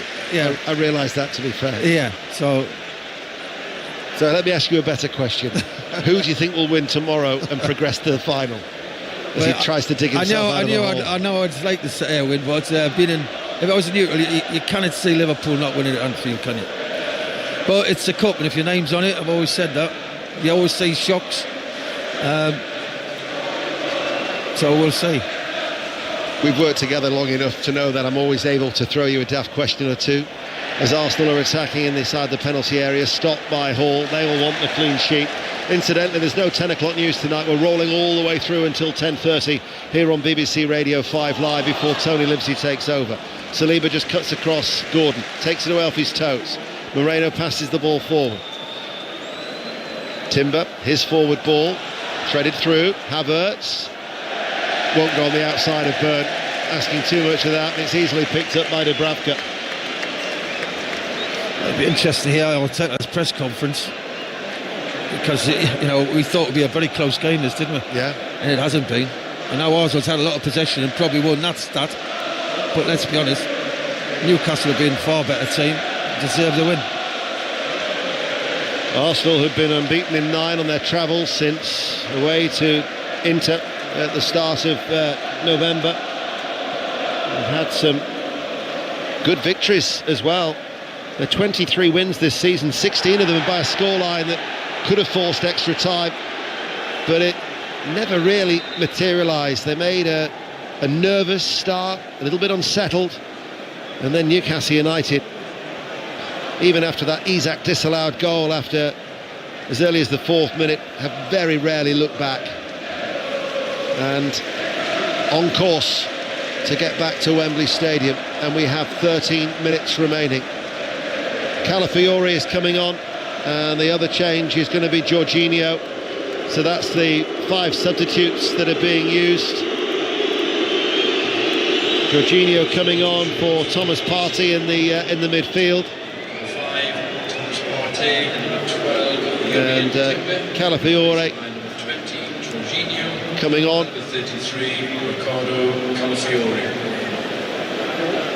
Is also on, and it is Timber's off. Who's gone off? So Lewis Skelly Timber has gone off. So it's Lewis Calafiori for Timber at right back. They're the changes being made. Timber had taken his departure off the other side of the field that vexed me just for a short while as he trudges his way very slowly but surely. Gabriel with a cross. Moreno tries to chest it into the path of Rice. Newcastle United's defence still as strong as ever. Calafiori collects it on that far side, plays the ball back. Jorginho will float it forward, headed easily clear by Cher. Sterling now with an opportunity to run at Trippier, goes on the outside of Trippier, then faced by Murphy, who then concedes the corner kick. They've just been so strong, have Newcastle defensively. All over the park, player for player. I always used to say, win your battles whoever you're playing against, and you've got to say Newcastle have won their battles quite easily as well tonight. Might have been a little bit of unease after losing back-to-back home games against Bournemouth and Fulham. They've never lost 3 in a row under Eddie Howe, and they've never looked like they were going to lose here tonight. As Newcastle United are going to make a double change. Arsenal with a corner, and it sails completely over everybody's heads by Rice from this near side, the left, and out for a throw. So we are going to see coming on Emil Kraft, who hasn't actually played since the end of October in this competition against Chelsea, out with a bit of a shoulder problem. He had a very good night, I recall, that evening. And then the other change is going to be Joe Willock, who gets a good ovation as he enters the field of play. So Willock and Kraft are on. Botman is one of the players who has gone off, as it's full time at Celtic. Kenny Crawford. Full time Celtic 6, Dundee 0. A very pleasing night for the hosts. 2 for Arne Engels, 2 for Dyson Maeda, and 1 each for Adamida and Nicholas Kuhn. Plenty of them were beauties, Ian. Celtic 13 points clear at the top. Dundee stay 10th. 2 6-0 defeats on the bounce for them. Full time Celtic 6, Dundee 0. Murphy is the other player who has left the field of play for Newcastle United. He got the first goal What a story that is as well for Murphy. Born in Wembley, but a Newcastle United fan, and his goal set them on their way. Under 10 minutes remaining. Here is Rice. Calafiore back towards Rice, no way through. Guimaraes stops it on the edge of the penalty area. Out towards that far side, helped out by Gordon. Calafiore steps into the challenge, wins it. Wanyeri, been one of the few bright sparks for Arsenal this evening with 9 minutes remaining. This is Gabriel, forward to Calafiore, instant layoff. Jorginho scoops it forward, looking towards Havertz. He goes to ground. Now for me, Havertz looked more intent on stepping into Dan Burn than watching where the ball was. I totally agree. I think he's looked for it. As soon as the ball's got flicked over the back four, Dan Burn goes with him. And the first thing you could see, Havertz was, I'm going to go down here. And it was never a pen. And Dan Burn obviously hits the ground with him. He's got cramp. Well, as a matter of course, you'll have VAR looking at any potential penalty as Simon Hooper picks up the ball. So I would imagine because there is a stoppage in play, that's exactly what John Brooks is doing back at Stockley Park, but that check must be over as the referee drops the ball at the feet of Martin Dubravka. And with 8 minutes remaining, Newcastle United still lead by 2-0 as Havertz runs into to Cher, and then as he runs downfield, he forces Dubravka to pick up the ball. What a difference it can make from that first leg. That looked like it was going to be an emotional farewell.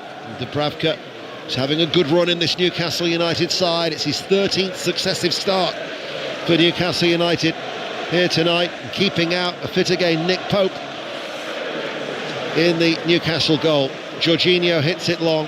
Sterling on through the middle. Cher heads it away off the head of Guimaraes. Guimaraes gets there first, and that was Lewis Skelly who says that he got the ball, but for a foul on Guimaraes, he didn't get the ball in. He pulled out the tackle though. He didn't go into the tackle. He thought he pulled out of it. He didn't think it was a free kick, but Guimaraes is all right. He should be getting up. Let's run the clock down. They ain't got long to go, have they? So they don't want the trainer on. Yellow card shown to Lewis Skelly, the third Arsenal player to be booked. Full time in the Championship. Coventry City, Leeds United. Sane Radravajala. Coventry 0, Leeds 2. First half goals from Peru played through, and Bogle picking up a Dovin error are the difference here. Leeds wasteful in the second, loads of chances, had one disallowed right at the end, and actually needed 2 super saves from Ilan Meslier to save their blushes. But the celebration to my right, a packed away end. Leeds 5 clear at the top. Coventry City 0, Leeds United 2. Yeah, a bit of a buffer now against Burnley and Sheffield United. 4 Leeds at the top of the Championship. Newcastle looking for the third goal. Rice though clears it. Lewis Skelly to Havertz, can't release it, the ball to Sterling, who slips. Ball kept in play by Kraft down the right touchline, and then an opportunity for Willock to come forward and barged into the back by Lewis Skelly, but Willock, the former Arsenal player, the reverse pass there by Guimaraes. He looked one way and then played it down the right side of the penalty area, and then the cross comes in. The ball, I think, is saying from the referee Simon Hooper had gone out of play. It'll be a goal kick to Arsenal as they still trail 2. Newcastle full of confidence now. 4-0 up on aggregate, and 7, 8, 10 minutes to go, and Arsenal's never caused them one problem really, let's be honest. It's been a Newcastle very good performance, very good.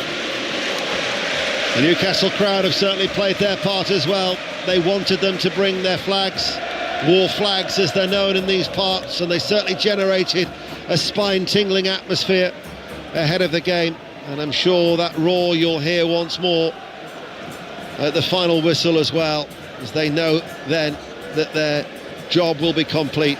I mean, to be fair, it's done now, leading by 2-0. It's just one of those occasions as a football supporter you can sit back and enjoy and start plotting that route to Wembley Stadium. Tonali skips over one challenge, lays the ball out towards Gordon. Tonali was barged over, I think, by Rice quite late. Willock, after the racist abuse, the abhorrent racist abuse that he suffered at the weekend, it would be nice for Willock to get on the score sheet tonight. The perpetrators are found and dealt with in the appropriate manner, as the ball by Calafiore goes out towards that far side. Arsenal still coming forward.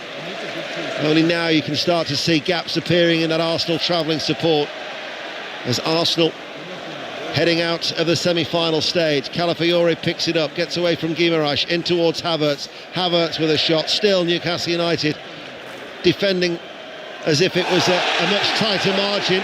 Rice going in, hefty challenge on Guimaraes. Guimaraes doesn't care.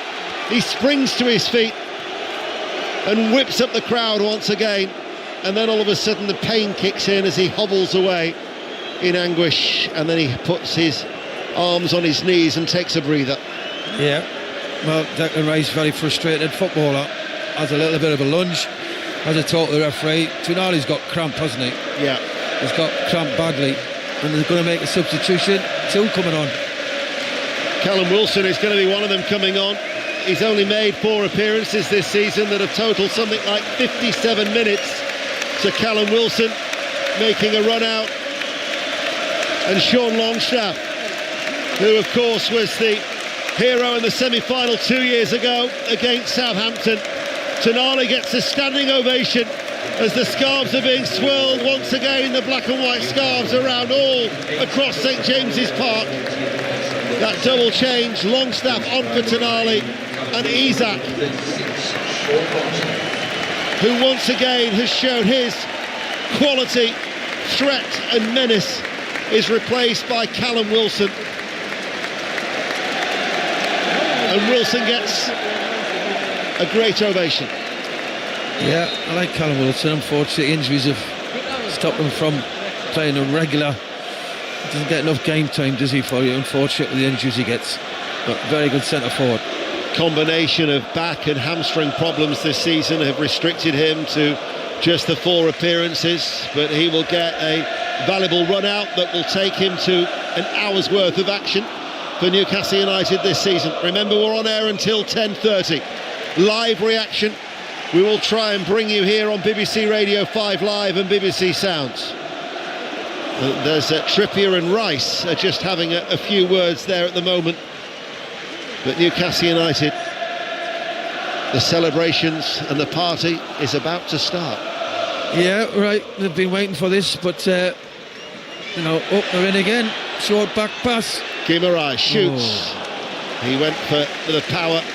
He was put off, I think, by the presence of Declan Rice, and in the end it was right-footed and screwed low, well off target and out for a goal kick. Still they lose 2-0. Yeah, one here he goes short for the straight ball. Arsenal play out from the back, straight at players. I don't know where they expect to go with it, and 2 or 3 times they've been caught out with it. Will it be a case of third time lucky for Newcastle after winning yet another semi-final of the League Cup, but runners-up previously in 76 and 2023? Deafening noise once again from the Newcastle supporters. Yeah, I'm sure they'll all be looking forward to this trip to Wembley, and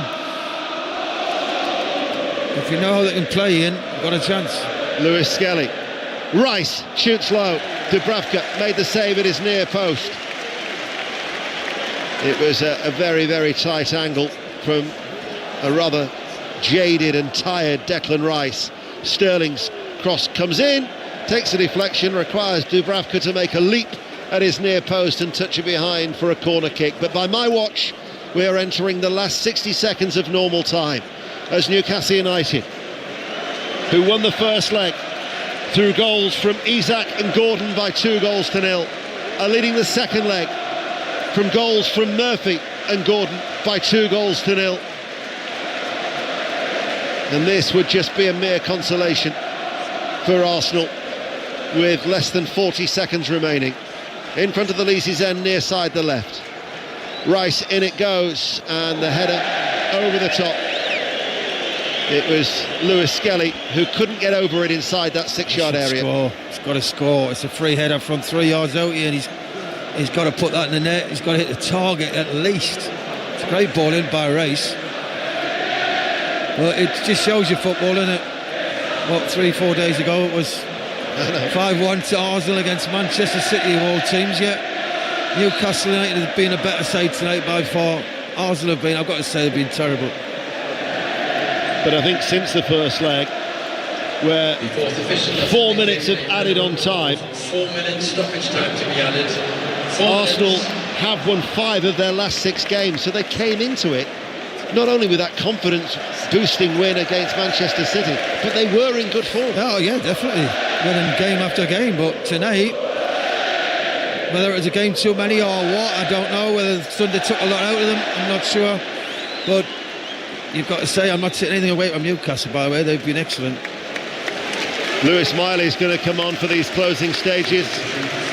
Lewis Miley, who had a very good game against Bromley in the FA Cup. He's going to come on for Bruno Guimaraes. Bruno Guimaraes gets a standing ovation from the Newcastle supporters.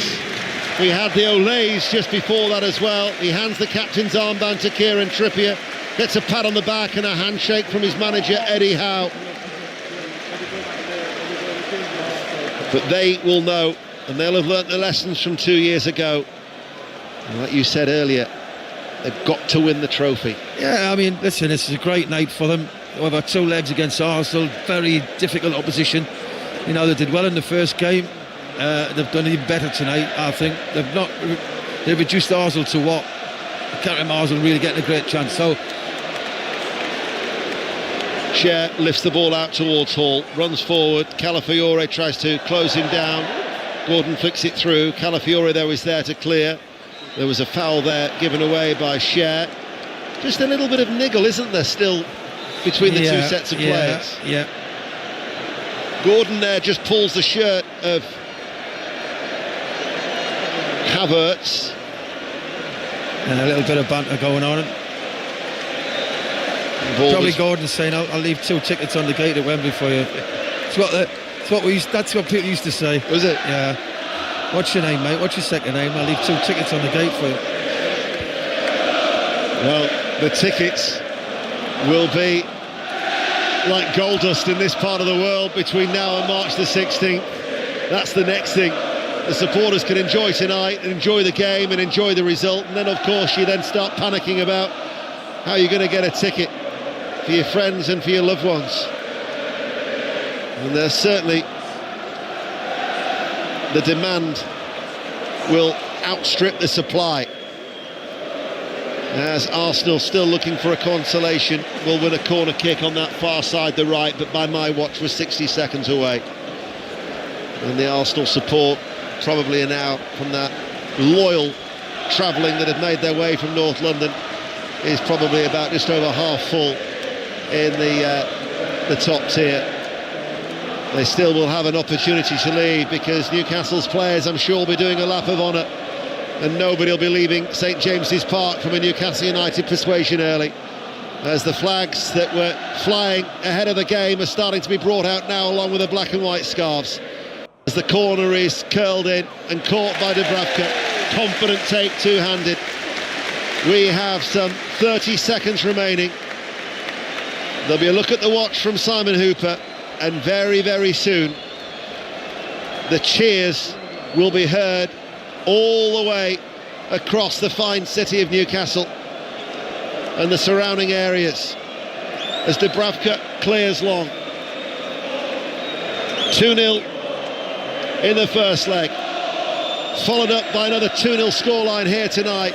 Havertz goes into the challenge with Cher, and still Cher prevents him from making his way in towards the penalty area, as Trippier once again is there.